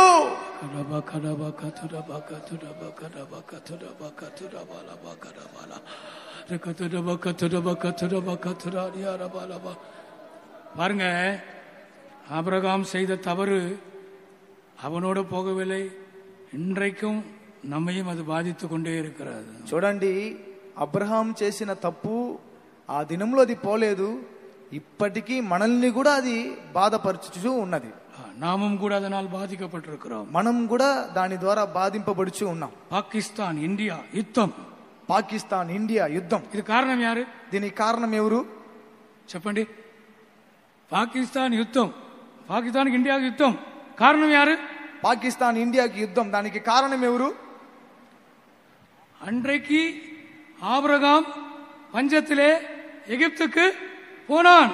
ఆ దినము అబ్రహాము కరువునందు ఐగుప్తుకి వెళ్ళాను. அவன் அன்றைக்கு போகாமல் கர்த்தரை நம்பி அந்த கானானிலே இருந்திருந்தால் ஆகார் இல்லை, இஸ்மவேல் இல்லை. ఆ దినము అతడు దేవుని నమ్మి ఐగుప్తుకి వెళ్లకుండా కనానులోనే ఉండి ఉంటే హాగారు లేదు, ఇస్మాయేలు లేడు. அது அவனை மாத்திரம் பாதிக்கவில்லை, అది అతన్ని మాత్రము బాధించలేదు. எத்தனையோ தலைமுறை கடந்து ஜீவிக்கிற உலகத்தில் இருக்கிற நம்மையும் அது பாதிக்கிறது. ఎన్నో తరములను దాటి జీవించుచున్న మనల్ని అది బాధపరచుచు ఉన్నది. அடிமைப்படுத்துகிற எந்த காரியத்தையும் நீங்கள் ஜெயிக்க வேண்டும். బానిసగా చేసే ఏ కార్యమునైనా మీరు జయించవలెను. உனக்கு வருகிற சோதனை உன்னை అడిமைப்படுத்த வருகிற சோதனை. నీకు వచ్చే శోధన నిన్ను బానిసగా చేసేదానికి వచ్చే శోధన. యేసు உன்னை விடுதலையாக்குகிறார். యేసు ప్రభు నిన్ను విడిపించుచు ఉన్నాడు. యేసు உன்னை விடுதலையாக்குகிறார். యేసయ్య నిన్ను విడిపించుచున్నాడు. కుమారన్ విడుదలయాకినాల్ మెయ్యాగవే విడుదలయావీர்கள். కుమారుడు మిమ్మల్ని స్వతంత్రులుగా చేసినడలా నిజముగానే మీరు స్వతంత్రులై ఉందురు. సిలువైలే విడుదల கிடைக்கிறது. సిలువలో విడుదల స్వతంత్రం లభించుచున్నది. యేసువిன் పాడుகளை தியானிக்கும் போது விடுதலை கிடைக்கிறது. యేసయ్య శ్రమలను ధ్యానించేటప్పుడు విడుదల లభించుచున్నది. యేసుவின் ரத்தம் நமக்கு விடுதலை தருகிறது. యేసయ్య రక్తం మనకి విడుదలనిచ్చుచున్నది. ஆண்டவருடைய நாமத்திற்கு மகிமை உண்டாகட்டும். దేవుని యొక్క నామానికి మహిమ కలుగును గాక. ஒரு ஊழியக்காரர் இப்படி ஜெபம் பண்ணார். ఒక సేవకుడు ఈ విధంగా ప్రార్థన చేశాడు. இயேசுவின் விலாவிலிருந்து வருகிற ரத்தத்தினால் பிசாசே உன்னை நான் ஜெயிக்கிறேன். యేసయ్య పక్కలో నుండి వచ్చిన రక్తం చేత అపవాది నిన్ను నేను జయించుచున్నాను. பிசாசே இயேசுவின் விலாவிலிருந்து வருகிற ரத்தத்தினால் உன்னை நான் ஜெயிக்கிறேன். అపవాది యేసు ప్రభు పక్కలో నుండి వచ్చిన రక్తము చేత నేను నిన్ను జయించుచున్నాను. ஒரு பிசாசு துரத்துறார். ఒక అపవాదిని అతడు పారలు తోలుచున్నాడు. ஒரு பிசாசு பிடிச்ச ஆளு இப்படி சொல்லி துரத்திட்டு இருக்கிற அந்த ஊழியக்கார், ఒక దయ్యం పెట్టిన ఒక వ్యక్తిని ఆ సేవకుడు ఈ విధంగా చెప్పి ప్రార్థన చేయించున్నాడు. பிசாசு போயிடுச்சு, దయ్యం వెళ్ళిపోయింది. அந்த ஆளுக்கு சுகம் கிடைச்சிச்சு. ఆ వ్యక్తికి స్వస్థత లభించెను. அப்ப இன்னொரு பாஸ்டர் அதை பார்த்துக்கிட்டே இருந்தார். అప్పుడు ఇంకొక పాస్టర్ గారు దాన్ని గమనిస్తూ ఉన్నాడు. உள்ள வந்த பிறகு கேட்டாரா, లోపలికి వచ్చిన తర్వాత అడిగాడు, பாஸ்டர் அது என்ன புதுசா இருக்கு, விழாவிலிருந்து வருகிற ரத்தத்தினால் உன்னை நான் துரத்துகிறேன். పాస్టర్ గారు ఏంటిది కొత్తగా ఉంది, పక్కలో నుండి వచ్చిన రక్తం యేసయ్య ఆ పక్కలో నుండి వచ్చిన రక్తం చేత నేను పారదోలుచున్నాను అని చెప్తాను. అది కొత్తగా. இயேசுவின் விழாவிலிருந்து வருகிற ரத்தத்தினால் பிசாசே உன்னை ஜெயிக்கிறேன். యేసయ్య పక్కలో నుండి వచ్చిన రక్తము చేత అపవాదిని నేను జయించుచున్నాను. చెప్పండి,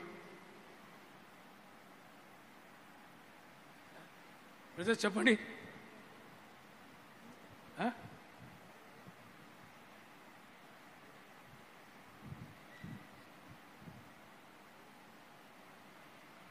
చెప్పరు. మీరందరూ ఉన్నారు కదా, నా రూమ్లో వచ్చి సీక్రెట్గా చెప్తారు, ఆండవరుడి నామத்திற்கு మహిమ ఉండవటం, దేవుని యొక్క నామానికి మహిమ కలుగును గాక. నేనే చెప్తాను, నేనే చెప్పగలను. அப்போ அந்த ஊழியக்காரர் சொன்னாரா, ఆ సేవకుడికి చెప్పాడట, தலையிலிருந்து வந்த ரத்தம், உயிரோடு இருக்கும்போது வந்த ரத்தம், తలలో నుండి వచ్చిన రక్తము సజీవంగా జీవంగా ఉండేటప్పుడు వచ్చిన రక్తం. அப்போது இயேசு சாகவில்லை, అప్పుడు యేసయ్య మరణించలేదు. முதுகில இருந்து வந்த ரத்தம், இயேசு உயிரோடு இருந்து வந்த ரத்தம். వీపులో నుండి వచ్చిన రక్తం యేసయ్య ప్రాణంతో ఉండేటప్పుడు వచ్చిన రక్తం. இயேசுவை அடித்தார், యేసయ్యను కొట్టిరి, ஆனால் அவர் சாகவில்லை. యేసయ్య చనిపోలేదు, உயிரோடு இருந்தார். అప్పుడు ప్రాణంతో ఉండెను. இயேசுவின் கையிலிருந்து ரத்தம் வடிந்தது, యేసయ్య చేతుల్లో నుండి రక్తము కారెను. இயேசுவின் கால்களில் ரத்தம் வடிந்தது, యేసయ్య కాల్లో నుండి రక్తము కారెను. அப்போதெல்லாம் கூட இயேசு உயிரோடு இருக்கிறார். అప్పుడు యేసు ప్రభు ప్రాణంతోనే ఉన్నాడు. 3 ஆணிகளிலே அவர் தொங்கிக் கொண்டிருக்கிறார். 3 మేకుల మీద ఆయన వేలాడుచున్నాడు. பிதாவே, இவர்களுக்கு மன்னியும், తండ్రి వీరిని క్షమించుము, இவர்கள் தாங்கள் செய்கிறது இன்னதென்று அறியாதிருக்கிறார்கள். వీరు చేయనది ఏమో వీరు తెలియకుండా చేయుచున్నారు. ஆனால் అయితే விலாவிலிருந்து ரத்தம் வந்தது. అయితే యేసయ్య పక్కలో నుండి రక్తం వచ్చెను. அப்போ இயேசு மரித்து விட்டார். అప్పుడు యేసయ్య మరణించెను. இயேசுவின் மரணம், యేసయ్య మరణము, அதிலே ஜெயம் உண்டு, దానిలో జయమున్నది. ஒரு புதிய வெளிப்படுத்தல். అది ఒక కొత్త ప్రకటన. எனக்கு கூட அது புதுசா தான் இருக்கு. నాకు కూడా అది కొత్తగానే ఉంది. நான் எல்லாமே ஒண்ணுதான் நினைச்சிட்டு இருந்தேன். నేను అన్ని ఒకటే అనుకున్నాను. மற்ற எல்லா ரத்தமும் இயேசு உயிரோடு இருக்கும்போது சிந்தின ரத்தம். మిగి కార్చిన రక్తం అంతా యేసయ్య ప్రాణంతో ఉన్నప్పుడు కార్చిన రక్తం. இந்த விலாவில இருந்து வந்த ரத்தம், అయితే పక్కలో నుండి వచ్చిన రక్తము, இதற்கு அதைவிட பெரிய சக்தி இருக்கிறது.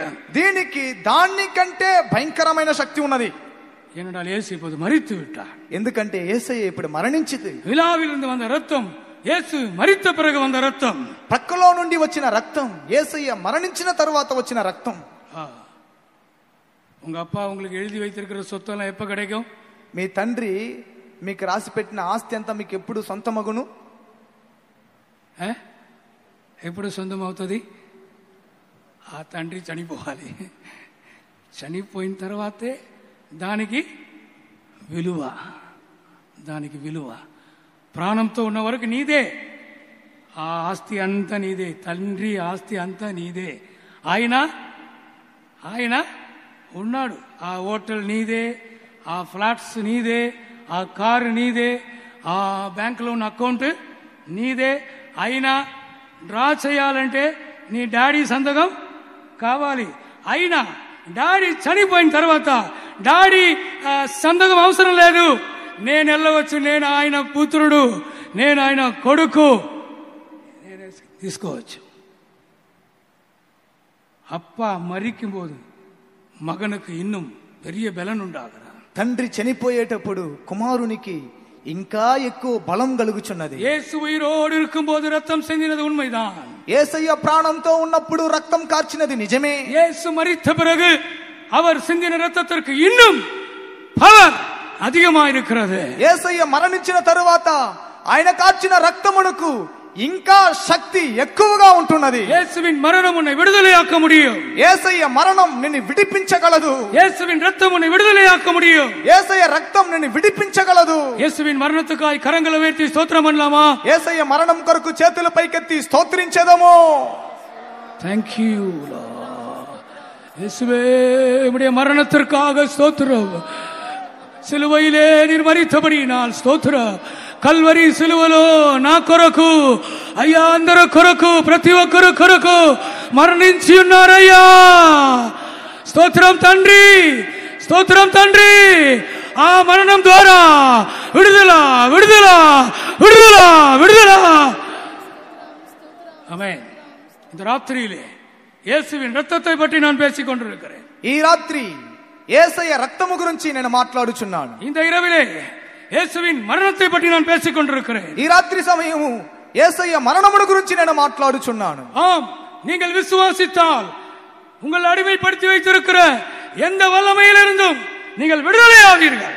అవును, మీరు విశ్వసించినట్లయితే మిమ్మల్ని బానిసగా చేసిన ఎలాంటి శక్తిలో నుండైనా మీరు విడుదలను పొందగలరు. ஒரு நாள் ஒரு வாலிபர் கூட்டம் நடத்தி கொண்டிருந்தேன். ఒక రోజు ఒక యవ్వనస్తుల కూటం నడిపించుచూ ఉంటేని. அப்ப நான் சொன்னேன், வீடியோ கேம்ஸ் அடிமையா இருக்கவங்களா எழும்பி நில்லுங்கள் என்று சொன்னேன். అప్పుడు నేను చెప్పితేని వీడియో గేమ్స్ కు బానిసగా ఉన్న వారందరూ లేచి నిలబడమని చెప్పితేని. கொஞ்சம் வாலிபர்கள் எழும்பி நின்றார்கள். కొంతమంది యవ్వనస్తులు లేచి నిలబడిరి.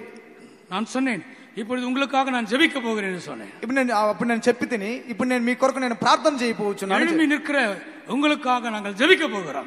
లేచి నిలబడే మీ కొరకు మేము ప్రార్థన చేయబోచున్నాం. உன் படிப்பு பாதிக்கப்பட்டிருக்கிறது, నీ చదువు బాధింపబడిను, உன்னுடைய ஃபியூச்சர் பாதிக்கப்பட்டிருக்கிறது, నీ యొక్క ఫ్యూచర్ బాధింపబడిను, நீ சரியா சாப்பிடுகிறது இல்லை, నువ్వు సరిగా భోజనం చేయటం நீ లేదు, சரியா தூங்குகிறது இல்லை, సరిగా నిద్రపోవటం లేదు, அந்த வீடியோ கேம்ஸ்க்கு நீ அடிமையா இருக்கிறாய், నువ్వు వీడియో గేమ్స్ కు బానిసగా ఉంటున్నావు.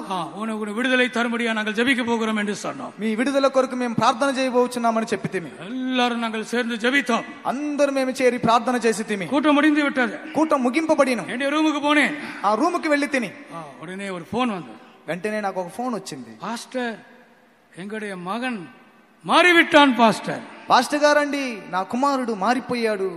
என்ன ஆச்சுன்னு கேட்டேன். ఏం జరిగిందని అడిగి తిని, எப்ப பார்த்தாலும் மொபைல்லே வீடியோ கேம்ஸ்ல இருப்பான் பாஸ்டர். ఎప్పుడు చూసినా మొబైల్లో వీడియో గేమ్స్ ఆడుకుంటా ఉంటాడు పాస్టర్ గారు. இந்த கூட்டத்திற்கு பிறகு, ఈ కూటము తరువాత அவன் மாறிவிட்டான், అతడు మారిపోయాను. நான் நம்பவில்லை, నేను నమ్మలేదు. நான் சொன்னேன், அவனை அனுப்புங்கள், நான் அவனை பார்க்க வேண்டும் என்று சொன்னேன். నేను చెప్పాను, అతన్ని పంపించండి, నేను అతన్ని చూడాలి. அவன் வந்தான். అతడు వచ్చాడు. நான் கேட்டேன், உண்மையா அவர்கள் சொல்லுகிறது உண்மையா? నేను అడిగాను, నిజమే వాళ్ళు చెప్పేది నిజమేనా అని అడిగాను. நான் அடிமையா இருந்தேன், இயேசு என்னை விடுதலை ஆக்கினா. అవును, నేను బానిసగా ఉంటిని, యేసయ్య నన్ను విడిపించెను. ஒரே மாதத்திலே அவனுக்கு வேலை கிடைத்தது. ఆ నెలలోనే అతనికి ఉద్యోగం దొరికెను. ஒரே மாதத்திலே அவனுக்கு கல்யாணமானது. అదే నెలలోనే అతనికి వివాహం జరిగెను. நான் ஆச்சரியமாய் பார்த்து கொண்டிருந்தேன். నేను ఆశ్చర్యంగా చూచి తిని, ஒரு మనిషిని தேவன் எப்படி விடுதலை ஆக்குகிறார், ఒక మనుషుణ్ణి దేవుడు ఏ విధంగా విడిపించుచున్నాడు. அவன் விடுதலை ஆக்கப்படும்போது அவன் எவ்விதமாய் ஆசீర్వదిக்கப்படுகிறான். అతడు విడిపింపబడేటప్పుడు ఏ విధంగా అతడు ఆశీర్వదింపబడుచున్నాడు. விடுதலை ஆக்கப்படும் వరకు యేసు உன்னை ஆசீர்వదిக்க முடியாது. నువ్వు విడిపింపబడే వరకు యేసయ్య నిన్ను ఆశీర్వదించలేడు. வாலிப சகோதரனே, சகோதரியே, యవ్వన సహోదరి సహోదరుడా, நீ விடுதலை ஆக்கப்பட வேண்டும். నువ్వు విడుదల పొందవలెను. அப்படியானால் நீ ஆசீர்வதிக்கப்படுவாய். అలాగైతే నువ్వు ఆశీర్వదింపబడుదువు. சிலுவையை நோக்கி பார், సిలువను తేరి చూడుము. இயேசுவின் ரத்தத்தை நோக்கி பார். యేసయ్య రక్తమును తేరి చూడుము. ஆம், இயேசுவின் ரத்தம் உன்னை விடுதலையாக்கும். అవును, యేసయ్య రక్తం నిన్ను విడిపించును. உயிர்ப்பிக்கிற வல்லமை உங்களை விடுதலையாக்கும். పునరుద్ధాన శక్తి నిన్ను విడిపించును. வியாதிக்கு நீங்கள் அடிமையா இருக்கிறீர்களா? వ్యాధికి మీరు దాసులై ఉంటున్నారా? வியாதிக்கு நீங்கள் அடிமையா இருக்கிறீர்களா? వ్యాధికి మీరు బానిసగా ఉంటున్నారా? இயேசு உங்களை விடுதலையாக்குவார். యేసయ్య మిమ్మల్ని విడిపించుదురు. எந்த வியாதியும் இயேசு உங்களை விடுதலையாக்குவார். ఎలాంటి వ్యాధిలో నుండైనా యేసయ్య మిమ్మల్ని విడిపించగలడు. உயிர்ப்பிக்கிற வல்லமை நம்முடைய நடுவில் இருக்கிறது. పునరుద్ధాన శక్తి మన మధ్యలో ఉంటున్నది. கிறிஸ்துவை மரித்தோரில் எழுப்பின வல்லமை, క్రీస్తుని మృతుల్లో నుండి లేపిన వాణ్ణి శక్తి, உங்களை குணமாக்கும் வல்லமை, మిమ్మల్ని స్వస్థపరిచే శక్తి. எத்தனை பேர் வியாதியிலிருந்து நீங்கள் அந்த அடிமைத்தனத்தை வெளியே வர வேண்டும் என்று விரும்புகிறீர்கள்? ఎంతమంది వ్యాధి అనే దాసత్వం నుండి బయటికి రాగోరుచున్నారు? அந்த ஆஸ்மாவிலிருந்து கர்த்தர் உங்களை விடுதலை ஆக்குகிறார். ఆస్తమాలో నుండి దేవుడు మిమ్మల్ని విడిపింపగోరుచున్నాడు. அந்த கேன்சர்லிருந்து கர்த்தர் உங்களை விடுதலை ஆக்குகிறார். క్యాన్సర్ లో నుండి దేవుడు మిమ్మల్ని విడిపింపగోరుచున్నాడు. அந்த ஹார்ட் ப்ராப்ளம்லிருந்து கர்த்தர் உங்களை விடுதலை ஆக்குகிறார். హార్ట్ ప్రాబ్లం లో నుండి దేవుడు మిమ్మల్ని విడిపింపగోరుచున్నాడు. அந்த கிட்னி ப்ராப்ளம்லிருந்து கர்த்தர் உங்களை விடுதலை ஆக்குகிறார். కిడ్నీ సమస్యల నుండి దేవుడు మిమ్మల్ని విడిపింపగోరుచున్నాడు. அந்த நுரையீரல் ப்ராப்ளம் உங்களை விடுதலை ஆக்குகிறார். ஊப்பிரித்தித்துள்ள సమస్యల నుండి దేవుడు మిమ్మల్ని విడిపింపగోరుచున్నాడు. அந்த లివర్ వ్యాధిயிலிருந்து உங்களை கர்த்தர் விடுதலை ஆக்குகிறார். కాలేయ సమస్యల నుండి దేవుడు మిమ్మల్ని విడిపింపగోరుచున్నాడు. அந்த வியாதி உன்னை அடிமைப்படுத்த முடியாது. ఆ వ్యాధి నిన్ను దాసులుగా మార్చనేరవు. அந்த வியாதி உன்னை அடிமைப்படுத்த முடியாது. ఆ వ్యాధి నిన్ను బానిసగా చేయనేరవు. இயேசுவின் நாமத்தினாலே, యేసు నామములో, இயேசுவின் நாமத்தினாலே, యేసు నామములో, உயிர்ப்பிக்கிற வல்லமையினாலே, పునరుద్ధాన శక్తి ద్వారా, பரிசுத்த ஆவியின் வல்லமையினாலே, పరిశుద్ధాత్మ శక్తి ద్వారా நீங்கள் விடுதலையாக்கப்படுகிறீர்கள். మీరు విడిపింపబడుదురు. உங்கள் வியாதி நீங்குகிறது. మీ వ్యాధి మీలో నుండి తొలగిపోవచ్చున్నది. பழைய காலத்திலே, ఆ పాతకాలంలో ஒரு பாஸ்டர் இருந்தார். ఒక పాస్టర్ గారు ఉండేను. அவர் பேர் ஜி தாமஸ். పాస్టర్ గారి పేరు జి థామస్. பாஸ்டர் எம்டி அடிக்கடி சொல்லுவார். పాస్టర్ ఎంటి థామస్ గారు ఆయన గురించి తరచుగా చెప్పేవారు. நீங்க கூட கேட்டிருப்பீர்கள். మీరు కూడా దాన్ని విని ఉంటారు. அவர் பேர் என்ன? ఆయన పేరేంటి? G Thomas. G Thomas. PG Thomas pastor గారి పేరు కాదు. அவர் பேர் என்ன? G Thomas. நல்ல ஹைட்டா இருப்பார். G Thomas. ఆయన చాలా ఎత్తుగా ఉంటాడు. நான் பார்த்ததில்லை, నేను చూడలేదు. ஆனால் பாஸ்டர் எம்டி அவர்கள் அடிக்கடி சொல்வார். పాస్టర్ ఎంటీ గారు అతని గురించి తరచుగా చెప్పేవారు. அவர் ஒரு நாள் மலேசியால போய் பிரசங்கம் பண்ண வேண்டும். ఆయన ఒక దినం మలేషియాలో వెళ్లి ప్రసంగం చేయాలి. அந்த நாட்களிலே ఆ దినంలో ఫ్లైట్ல కప్పల్లో தான் పోవారు. ఆ ఫ్లైట్ లేదు, ఓడ ప్రయాణం చేసేవారు. மெடிக்கல் டெஸ்ட்ல சொன்னார்கள், உங்களுக்கு ரத்தம் குறைவா இருக்கிறது என்று சொல்லிவிட்டார். మెడికల్ టెస్ట్ లో చెప్పారు, మీకు రక్తం చాలా తక్కువగా ఉందని చెప్పారు. நீங்கள் ஒரு டாக்டர் இடத்துல போயிட்டு வாருங்கள், మీరు ఒక డాక్టర్ దగ్గరికి వెళ్ళి రండి, அவர் உங்களுக்கு டேப்லெட் கொடுப்பார். ఆయన మీకు టాబ్లెట్స్ ఇస్తాడు. அதை நீங்க சாப்பிட்டீங்கன்னா உங்களுக்கு அந்த ரத்தம் வந்துடும். ఆ టాబ్లెట్ మీరు తిన్నారంటే మీకు రక్తం పట్టును. சரி சரின்னு சொல்லி அவர் பாஸ்டர் ஜி தாமஸ் கேட்டு வந்துட்டார். సరే సరే అని చెప్పి పాస్టర్ జి థామస్ గారు అని విని వచ్చారు. ஒரு செம்பு நிறைய தண்ணீர் எடுத்துக்கொண்டார். ఒక చెంబు నిండుగా నీళ్లు తీసుకున్నారు. ஒரு செம்பு நிறைய தண்ணீர் எடுத்துக்கொண்டார். ఒక చెంబు నిండుగా నీళ్లు తీసుకున్నారు. 3 நாள் உபவாசம் எடுத்தார். 3 రోజులు ఉపవాసం ఉంటాను. 3 நாள் உபவாசம், 3 దినములు ఉపవాసం. அப்புறமா 3வது நாள் அந்த செம்பு தண்ணி குடிச்சிட்டார். 3వ దినం చెంబు నీళ్లు అలాగే తాగిన. இவர் மெடிக்கல் டெஸ்ட் போக வேண்டும். ఇప్పుడు అతను మెడికల్ టెస్ట్ కి వెళ్ళాలి. போனா டாக்டர் சொல்றார், பயங்கரமா இருக்கு, ரத்தம் ஏறி இருக்கு அப்படின்னாரு. డాక్టర్ చెప్పారు, భయంకరంగా రక్తం చాలా బాగా పట్టింది అని చెప్పారు. நீங்க எந்த டாக்டர் போனீர்கள்? మీరు ఏ డాక్టర్ దగ్గరికి వెళ్ళితిరి? நீங்க என்ன மருந்து சாப்பிட்டீர்கள்? మీరు ఏ మందు తిన్నారు? இவர் சொன்னார், நான் ஒரு பாஸ்டர். ఆయన చెప్పారు, నేను ఒక పాస్టర్ గారు, நான் மருந்து எடுக்கிறது இல்லை, నేను మందు తీసుకోవటం లేదు, இயேசுதான் எனக்கு வைத்தியர், యేసయ్యనే నాకు వైద్యుడు. நான் 3 நாள் உபவாசம் எடுத்தேன், నేను 3 రోజులు ఉపవాసం ఉంటిని, ஒரு செம்பு தண்ணி வைத்து நான் ஜெபித்துக் கொண்டிருந்தேன், చెంబు నీళ్లను పట్టి నేను ప్రార్థన చేయించు ఉంటిని. எனக்குள்ள இருக்கிற ரத்தம் இயேசுவின் ரத்தம், నాలో ఉండే రక్తము యేసయ్య రక్తం. హల్లెలూయా హల్లెలూయా. பிரியமானவர்களே, வியாதிக்கு அடிமையா இருக்கிறவர்களோடு நான் பேசிக் கொண்டிருக்கிறேன். ప్రియమైన వారలారా, వ్యాధికి బానిసగా ఉన్న వారిని గురించి నేను మాట్లాడుచున్నాను. బలహీనத்திலே அடிமையா இருக்கிறவர்களோடு நான் பேசிக் கொண்டிருக்கிறேன். బలహీనంలో బానిసగా ఉన్న వారి గురించి మాట్లాడుచున్నాను. உன் பஞ்சத்தை அவர் மாற்றுகிறார், నీ కరువుని ఆయన మార్చుచున్నాడు. இனி நீ అடிமை அல்ல, ఇక నువ్వు దాసులు కాదు. எந்த வியாதியை உன்னை அடிமைப்படுத்த முடியாது, ఏ వ్యాధి నిన్ను దాసునిగా చేయనేరవు. உயிர்ப்பிக்கிற வல்லமையினால் நீ சுகமாகிறாய், పునరుద్ధాన శక్తి ద్వారా నువ్వు స్వస్థత పొందుచున్నావు. ஆவியானவர் இங்கே உலாவுகிறார், ఆత్మదేవుడు ఇక్కడ సంచరించుచున్నాడు. ஆமென். இன்னொரு விஷயத்தையும் கூட இந்த பஞ்சத்தை பற்றி சொல்லிவிட்டு நான் முடிக்கிறேன். ఇంకొక విషయం కూడా ఈ కరువును గురించి చెప్పి నేను ముగించుచున్నాను. நான் சொன்னேன், இந்த பஞ்சம் ஆபிரகாமின் நாட்களிலே வந்த பஞ்சம், அடிமைத்தனத்திற்கு கொண்டு போகிற பஞ்சம். నేను చెప్పితేని ఈ కరువు అబ్రహాము దినంలో వచ్చిన కరువు, ఇది మనని బానిసత్వమునకు దాసత్వమునకు తీసుకుని వెళ్ళే కరువు. இன்னொன்றையும் நான் இந்த விஷயத்தில் இந்த நேரத்திலே சொல்ல விரும்புகிறேன். ఇంకొక కార్యాన్ని కూడా ఈ సందర్భంలో నేను చెప్పకోరుచున్నాను. இந்த பஞ்சம் உன்னை அழிக்கும்படியாய் வருகிற பஞ்சம். ఈ కరువు నిన్ను నశింపజేసేదానికి వచ్చే కరువు. ஆண்டவருடைய நாமத்திற்கு மகிமை உண்டாவதாக. దేవుని యొక్క నామానికి మహిమ కలుగును గాక. பஞ்சம் வந்தா ஆபிரகாம் அழிந்து விடுவார். కరువు వస్తే అబ్రహాము నశించిపోతాడు. ஆபிரகாம் மூலமா தான் கிறிஸ்து வர வேண்டும். అబ్రహాము ద్వారానే క్రీస్తు రావాలను. ஆதாம் தோற்றுவிட்டான், అబ్రహాము ఆదాము అపజయం పొందెను. ஆதாமின் மூலமாக ఆదాము ద్వారా கிறிஸ்து வர வேண்டும். క్రీస్తు రావలెను. ஆதாம் துவக்கம், ఆదాము యొక్క ప్రారంభం, கிறிஸ்து முடிவு, క్రీస్తు ముగింపు. இதான் தேவனுடைய பிளான், ఇదే దేవుని యొక్క ప్రణాళిక. ஆனால் ஆதாமிடத்திலே பிசாசு விளையாடி விட்டார். అయితే ఆదాము విషయంలో అపవాది ఆట్లాడుకొనేను.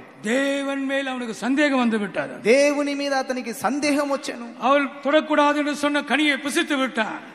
తినకూడదు అనే ఆ ఫలమును అతడు తినెను. ஆனால் கர்த்தர் அங்கே ఆబ్రహాము எழுப்புகிறார். అయితే దేవుడు అక్కడ అబ్రహామును లేపుచున్నాడు. அவனுக்கு வாக்குத்தத்தங்களை கொடுக்கிறார். అతనికి వాగ్దానములను ఇస్తున్నాడు. 100 వయసులో ஈசாக்கை கொடுக்கிறார்.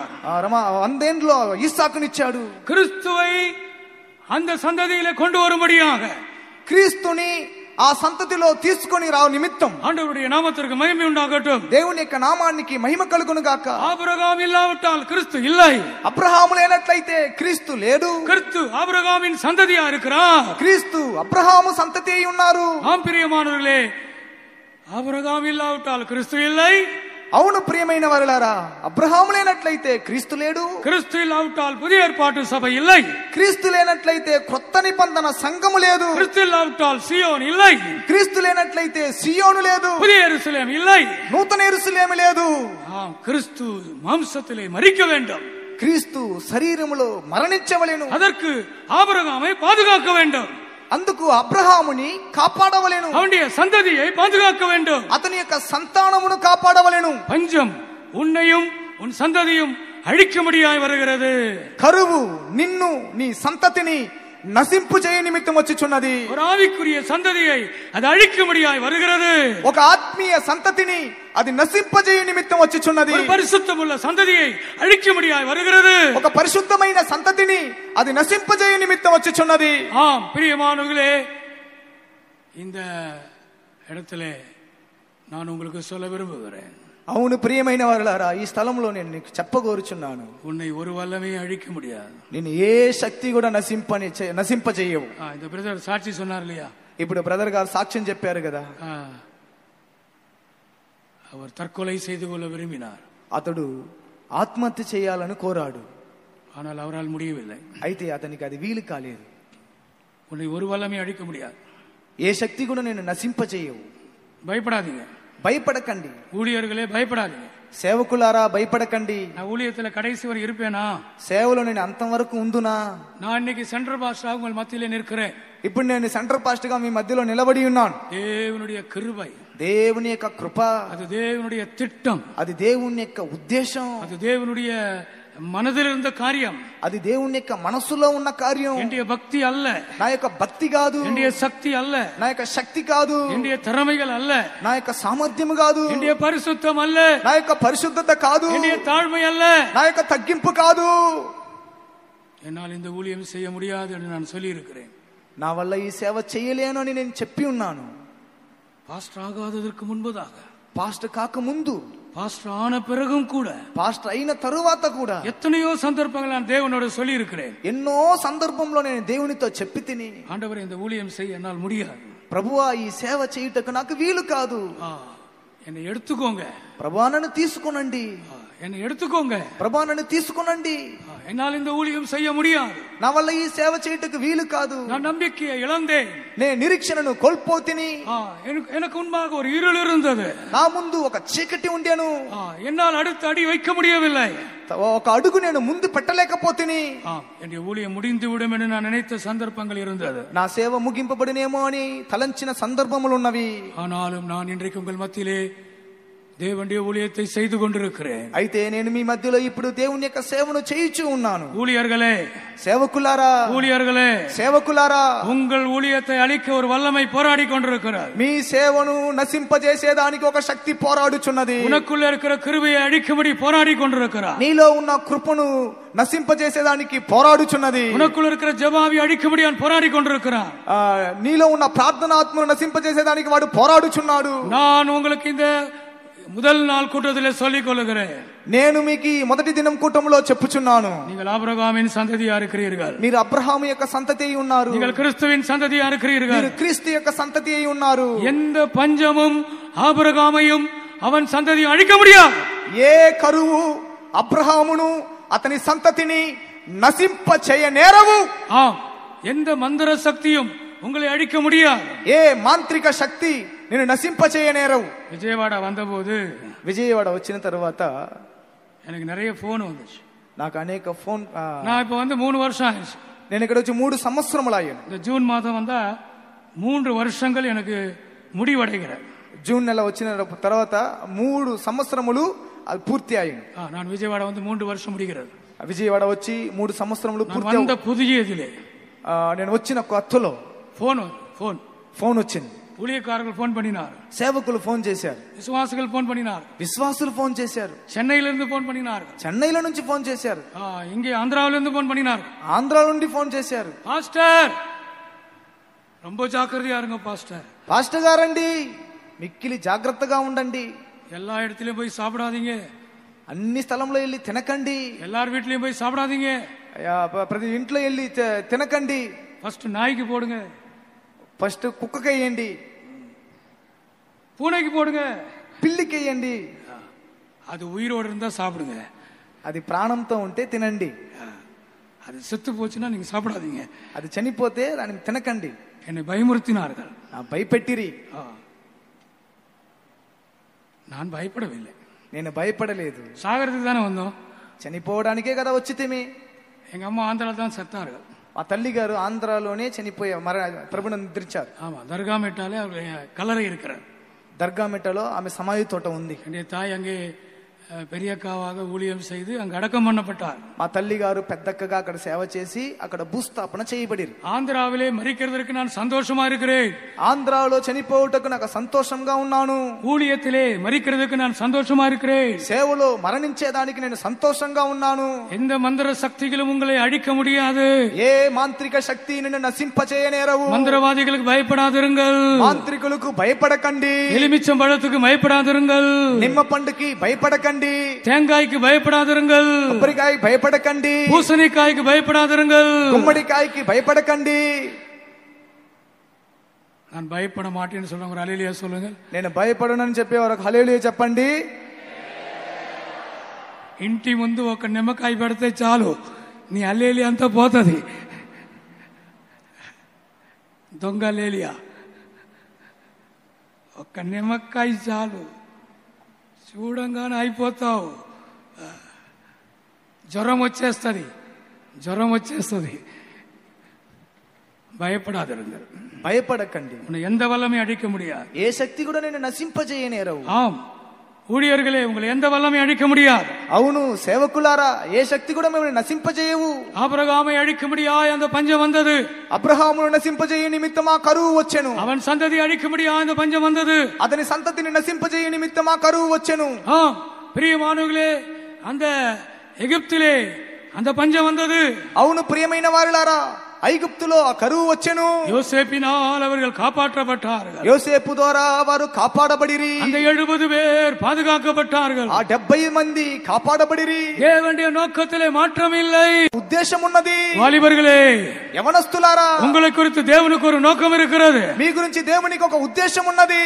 தேவனுடைய ஜனங்களே, దేవుని జనులారా, உங்களை குறித்து தேவனுக்கு ஒரு நோக்கம் இருக்கிறது. మీ గురించి దేవునికి ఒక ఉద్దేశం ఉంటున్నది.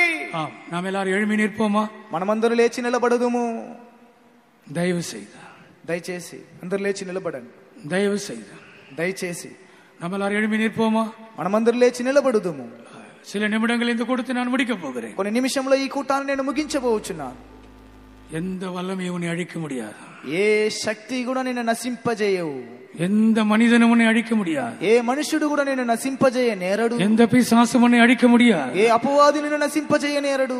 ஊழியர்களே, எந்த வல்லமை உங்கள் ஊழியத்தை அழிக்க முடியாது. సేవకులారా, ఏ శక్తి కూడా నీ సేవను నశింపజేయవు. வாலிபர்களே, యవనస్తులారా, உங்களை எந்த வல்லமை அழிக்க முடியாது. ఏ శక్తి కూడా మిమ్మల్ని నశింపజేయ నేరవు. உங்களுக்கு ஒரு நல்ல எதிர்காலம் இருக்கிறது. మీకు మంచి ఒక భవిష్యత్తు ఉన్నది. பிரகாசமான எதிர்காலம் இருக்கிறது. ప్రకాశమైన ఒక భవిష్యత్తు ఉంటున్నది. எத்தனை பேர் విశ్వాసిக்கிறீர்கள்? ఎంతమంది విశ్వసించుచున్నారు? கர்த்தருடைய கரத்திலே நாம் ஒப்பு கொடுப்போமா? దేవుని చేతిలో మనం సమర్పించుదము. கர்த்தர் உங்களை ஆசீர்வதிக்கிறார். దేవుడు మిమ్మల్ని ఆశీర్వదించుదురు. ஒரு அபிஷேகத்திற்காக நாம் ஒப்பு கொடுப்போம். ఒక అభిషేకం కొరకు సమర్పించుదము. ஆண்டவரே, நான் அபிஷேகம் என்று சொல்லுவோமா? ప్రభువా, నన్ను అభిషేకించమని చెప్పుదము. ஆண்டவரே, எனக்கு விரோதமான வல்லமைகளை அழித்தபடியால் ஸ்தோத்திரம் என்று சொல்லுங்கள். ప్రభువా, నాకు విరోధమైన శక్తులను నశింపజేసినందుకు కొరకై స్తోత్రములని చెప్పండి. குடும்பத்துக்கு விரோதமான வல்லமைகள் அழிக்கப்படுகிறது. కుటుంబమునకు విరోధమైన శక్తులు నశింపజేయబడుచున్నవి. உன் பிள்ளைகளுக்கு விரோதமான வல்லமைகள் அழிக்கப்படுகிறது. మీ పిల్లలకు విరోధమైన శక్తులు నశింపజేయబడుచున్నవి. மந்திர சக்திகள் அழிக்கப்படுகிறது. మాంత్రిక శక్తులు నశింపజేయబడుచున్నవి. பிசாசின் வல்லமைகள் அழிக்கப்படுகிறது. అపవాది శక్తులు నశింపజేయబడుచున్నవి. இயேசுவின் நாமத்திலே, యేసు నామములో, இயேசுவின் నామத்திலே, యేసు నామములో இந்த பஞ்சம் உன்னை அழிக்க முடியாது. ఈ కరువు నిన్ను నశింపజేయవు. இந்த பஞ்சம் உன்னை அழிக்க முடியாது. ఈ కరువు నిన్ను నశింపజేయనేరవు. ஆபிரகாமை பாதுகாத்தது போல, అబ్రహామును కాపాడినట్లుగా, அந்த சந்ததியை பாதுகாத்தது போல, ఆ సంతతిని కాపాడినట్లుగా உன்னை உன் குடும்பத்தையும் கர்த்தர் பாதுகாப்பார். నిన్నును నీ కుటుంబాన్ని దేవుడు కాపాడుదురు. உன்னை உன் சபையும் கர்த்தர் பாதுகாப்பார். నిన్నును నీ సంఘమును దేవుడు కాపాడుదురు. உன்னை உன் ஊழியத்தையும் கர்த்தர் பாதுகாப்பார். నిన్నును నీ సేవను కాపాడుదురు. హల్లెలూయా, హల్లెలూయా, హల్లెలూయా, హల్లెలూయా, హల్లెలూయా ఆమేన్ హల్లెలూయా హల్లెలూయా రబకరబకతురబారియా రబారియా హల్లెలూయా విరోధముగా రూపించిన ఈ విదాయుధమును వర్ధిల్లదు నీకు విరోధముగా రూపించిన ఈ విదాయుధమును వర్ధిల్లదు శత్రువులు మిత్రులుగా మారుదురు శత్రువులు మిత్రులుగా మారుదురు నీకు విరోధముగా రూపించిన ఈ విదాయుధమును వర్ధిల్లదు నీకు విరోధముగా రూపించిన ఈ విదాయుధమును వర్ధిల్లదు శత్రువులు మిత్రులుగా మారుదురు శత్రువులు మిత్రులుగా నీకు విరోధముగా రూపించిన ఈ విదాయుధమును వర్ధిల్లదు నీకు విరోధముగా రూపించిన ఈ విదాయుధమును వర్ధిల్లదు శత్రువులు శత్రువులు మిత్రులుగా మారుదురు నీకు విరోధముగా రూపించిన నీకు విరోధముగా రూపించిన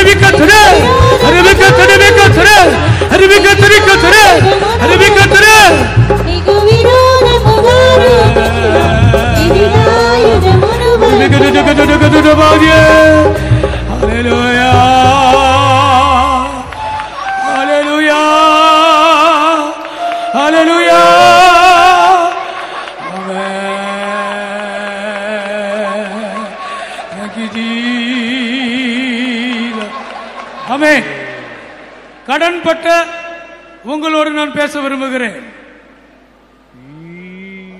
கடன் பட்ட உங்களோடு நான் பேச விரும்புகிறேன். అప్పుల పాలైన మీతో నేను మాట్లాడగోలుచున్నాను. బైబిల్లో ఒక వచనం இருக்கிறது. బైబిల్లో ఒక వాక్యం ఉంది. కடன் వాంగినవన్ కடன் కొడుతవనుకు అడిమై. అప్పు తీసుకున్నవాడు అప్పు అప్పు అప్పు ఇచ్చిన వానికి దాసుడు. కடன் వాంగినవన్ కடன் కొడుతవనుకు అడిమై. అప్పు తీసుకున్నవాడు అప్పు ఇచ్చిన వానికి దాసుడు. இங்க இருக்கிற நிறைய பேர் கடன் பிரச்சனையோடு இருக்கிறீர்கள். ఇక్కడ ఉన్న వాళ్ళు అనేక మంది అప్పుల సమస్యల్లో ఉన్నారు. கடன் என்றால் நீங்கள் அடிமைத்தனத்தில் இருக்கிறீர்கள். అప్పు ఉంటే మీరు బానిసత్వంలో ఉన్నారు. అబ్రహామిన్ పంచం అడిమైతనத்திற்கு கொண்டு போகிற పంచం. అబ్రహాము యొక్క కరువు దాసత్వంలోనికి తీసుకుని వెళ్ళే కరువు. இங்க இருக்கிற நீங்கள் கடன் பிரச்சனையிலிருந்து வெளியே வர வேண்டும் என்று நாங்கள் விரும்புகிறோம். ఇక్కడ ఉన్న మీరు అప్పుల సమస్యల నుండి బయటికి రావాలని మేము కోరుచున్నాం. இந்த ஸ்டேஜில் இருக்கிற ஊழியக்காரர்களுக்கு கடன் இல்லை. ఈ స్టేజ్ లో ఉన్న సేవకులకి అప్పు లేదు. இங்க இருக்கிற பிரதர்ஸ் பாஸ்டர்ஸ் கடன் இல்லை. ఇక్కడ ఉన్న బ్రదర్స్ పాస్టర్స్ కి అప్పులు లేదు. இங்க இருக்கிற சிஸ்டர்ஸ் அம்மச்சி பெரியக்கா இவங்களுக்கெல்லாம் கடன் இல்லை. ఇక్కడ ఉన్న సిస్టర్స్ పెద్దక్క అమ్మచ్చి గారికి అప్పు లేవు. ஊழியர்களாகிய நாங்கள் உங்களுக்கு ஜெபிக்க போகிறோம். సేవకులైన మేము మీ కొరకు ప్రార్థన చేయబోచున్నాం. ஊழியர்கள் உங்கள் கரங்களை பிடியுங்கள். సేవకులారా మీ చేతులని పట్టుకొనండి. பக்கத்தில் இருக்கிற ஊழியருடைய கரத்தை பிடித்துக் கொள்ளுங்கள். మీ పక్క ఉన్న సేవకుల చేతులు పట్టుకొనండి. இந்த முதல் கூட்டத்திலே ఈ మొదటి కూటమనందు நீ கடனுக்கு அடிமையா இருக்கிறாய். నువ్వు అప్పుకు దాసులుగా ఉన్నారు. యేసు உன்னை విడుదలయాக்குகிறார். యేసయ్య మిమ్మల్ని విడిపించుచున్నాడు. కుమారుని విడుదలయాకినార్. కుమారుడు మిమ్మల్ని స్వతంత్రులుగా చేసిన ఎడల நீ విడుదలయాకబడువాய். నువ్వు విడిపింపబడుదువు. உனக்கு విడుదల, నీకు విడుదల. கடன் பிரச்சனையிலிருந்து உனக்கு விடுதலை. అప్పుల సమస్యల్లో నుండి నీకు విడుదల. அந்த சாபத்திலிருந்து உனக்கு விடுதலை. ఆ శాపము నుండి విడుదల. கடன் ஒரு சாபம், అప్పు ఒక శాపము. அந்த சாபத்தை நீக்கி உன்னை ஆசீர்வதிக்க விரும்புகிறார். ఆ శాపమును తొలగించి దేవుడు నిన్ను ఆశీర్వదింపగోరుచున్నాడు. இயேசுவின் நாமத்தினாலே యేసు నామములో தேவ மக்களுடைய கடன்கள் நீங்குவதாக. దేవుని జనుల యొక్క అప్పులు తొలగునుగాక. குடும்பங்களை கர்த்தர் ஆசீர்வதிப்பாராக. కుటుంబమును పండి கரங்களை உயர்த்தி நான் விசுவாசிக்கிறேன் என்று சொல்லுங்கள். நீங்கள் விடுதலையாக்கப்படுகிறீர்கள். మీరు విడిపింపబడుదురు. எப்படி என்று கேட்காதிருங்கள். ఏ విధంగా అని అడగకండి. எப்படி என்று கேட்காதிருங்கள். ఎలా అని అడగకండి. தேவனால் கூடாத காரியம் ஒன்றும் இல்லை. దేవునికి అసాధ్యమైనది ఏదీ లేదు. தேவனால் கூடாத காரியம் ஒன்றும் இல்லை. దేవునికి అసాధ్యమైనది ఏదీ లేదు. பரலோகம் உங்களை ஆசீர்வதிக்கிறது. பரலோகம் உங்களை ஆசீர்வதிக்கிறது. పరలోకం మిమ్మల్ని ఆశీర్వదించుచున్నది. சீயோன் உங்களை ஆசீர்வதிக்கிறது. సీయోన్ మిమ్మల్ని ఆశీర్వదించుచున్నది. கடன் ஒரு சாபம். అప్పు ఒక శాపము. கடன் ஒரு அடிமைத்தனம். అప్పు ఒక బానిసత్వము. நீங்கள் అడిமைகள் அல்ல. మీరు బానిసలు కారు. இயேசு உங்களை விடுதலையாக்குகிறார். యేసయ్య మిమ్మల్ని విడిపించుచున్నాడు. இயேசு உங்களை ஆசీర్వదిக்கிறார். యేసయ్య మిమ్మల్ని ఆశీర్వదించుచున్నాడు.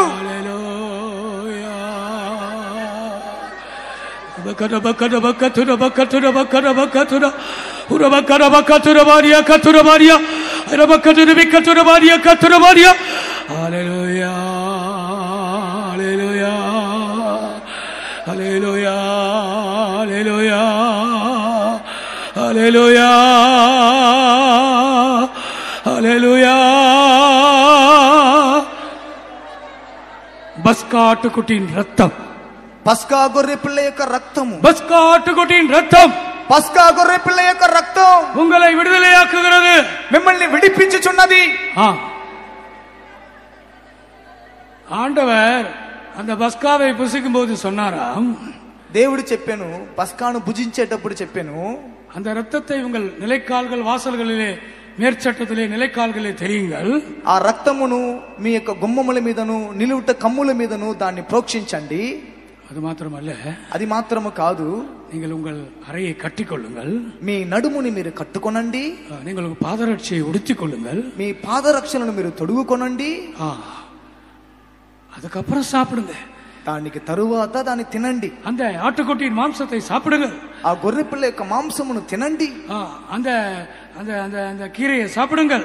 ఆ చేదు కూరను తినండి. அந்த அப்பத்தை சாப்பிடுங்கள். ఆ రొట్టెను తినండి.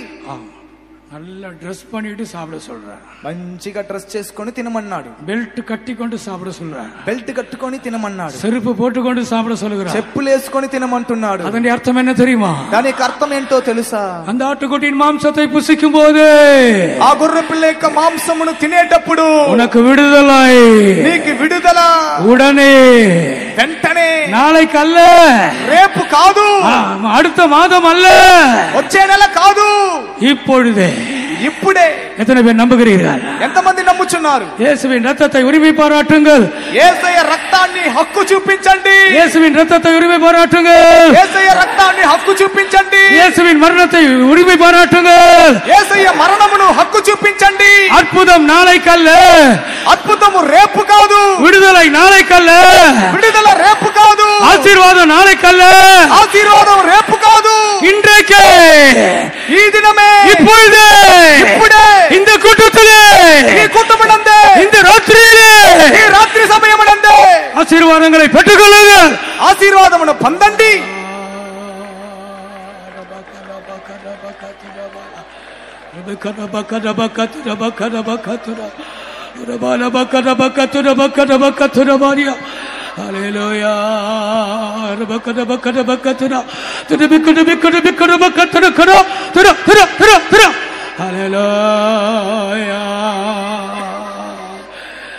ஆமென்.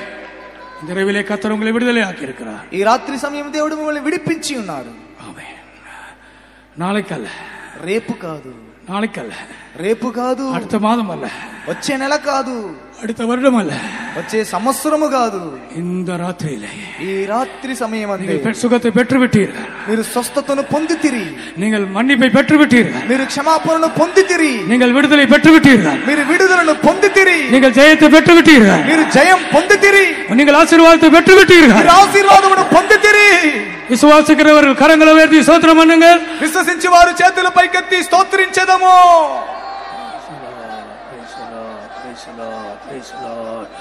Praise the Lord, praise the Lord, praise the Lord, praise the Lord, praise the Lord, praise the Lord, praise the Lord, praise the Lord, praise the Lord, praise the Lord. ప్రార్థించదము. ప్రేమ స్వరూపుడైనటువంటి మా ఉన్నతమైనటువంటి దేవా, మీ ఉన్నతమైన కృప కొరకై స్తోత్రం చెల్లించున్నాను దేవా. ఏక సాయంకాల వేళలో స్వామి పరలోకం మా కొరకై తెరవబడి ఉన్నది కనుక స్తోత్రం చెల్లించున్నాను దేవా. ఇక సాయంకాల వేళలో ప్రభా మీరు మా మధ్యలోనికి వచ్చినారు స్వామి, మమ్మల్ని ఒక్కొక్కను కూడా చూచున్నారు కనుక స్తోత్రం చెల్లించున్నాను దేవా. మా అమ్మ చెప్పినట్లుగానే స్వామి అన్నపానము లేనటువంటి క్షామం కాదు కానీ యెహోవా వాక్కు దొరకలేనటువంటి క్షామం రాబోతున్నదని చెప్పినారు కనుక స్తోత్రం. అది నిజం, నమ్మకమైనది కనుక స్తోత్రం చెల్లించున్నాను దేవా. అటువంటి క్షామం రాబోతున్నది కనుక స్తోత్రం. అటువంటి క్షామంలో మేము తప్పించుకుని అంటే ప్రభా ఈ యొక్క దినాల్లో మీ దేవుని బిడ్డలన్నింటిన వారందరూ కూడా మీరు నన్ను ఆశ్రయించమని దీవించి సాయం చేయమని నడుచున్నా, మీతో జీవించడం సాయం చేయమని నడుచున్నా దేవా.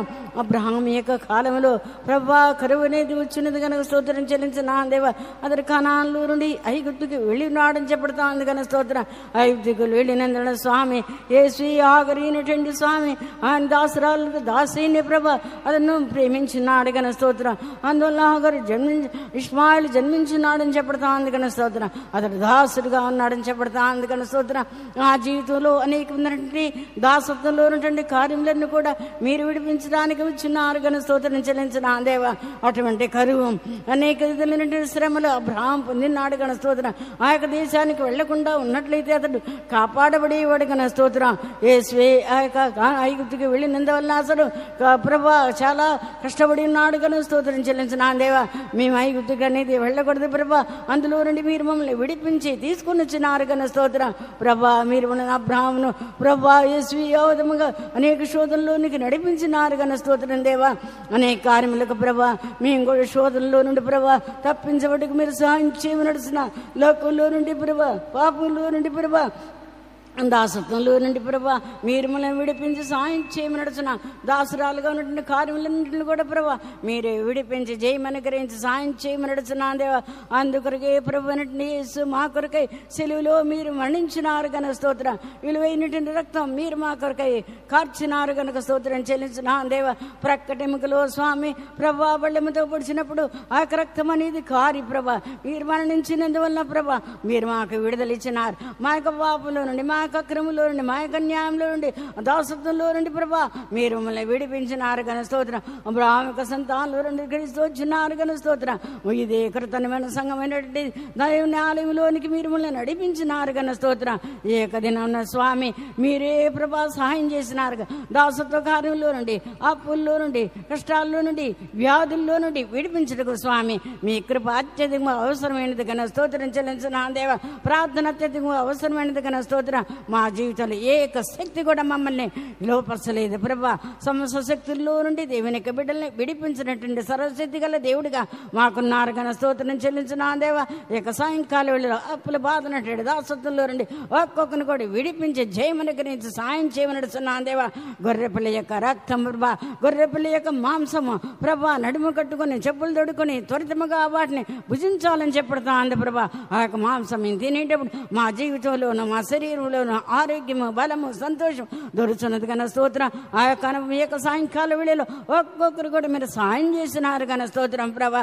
ఏక శక్తి కూడా మమ్మల్ని ఏమి కూడా చేయలేదు కనుక స్తోత్రం. ప్రతి నిత్యం మీరు మనల్ని కాపాడండి, ఆశ్రయించండి, దీవించండి ప్రభా. యేసువే ఎల్లప్పుడు కూడా ఈ యొక్క వాక్యం ఒక్క హృదయంలో ఫలింపజేసి నూరెట్లుగా ఫలింపజేయండి, ఆశ్రయించి దీవించి మీ యొక్క మిమ్మల్ని రాకడికి సిద్ధపరచమని మా ప్రభువైన యేసు క్రీస్తు పేరిట వేడుకొనుచున్నాం స్వామి.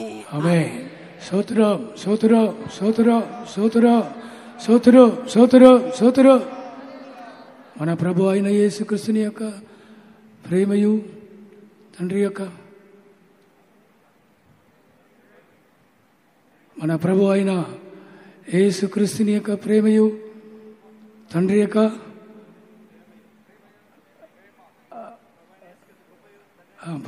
మన ప్రభు అయిన యేసుక్రీస్తుని యొక్క కృపయు తండ్రి యొక్క ప్రేమయు పరిశుద్ధాత్మ సహవాసం మన అందరితో ప్రభు నీ రాకడ వరకు ఎల్లప్పుడూ తోడే ఉండనుగాక. హల్లెలూయా హల్లెలూయా. అందరూ కలిసి హల్లెలూయా చెప్పండి.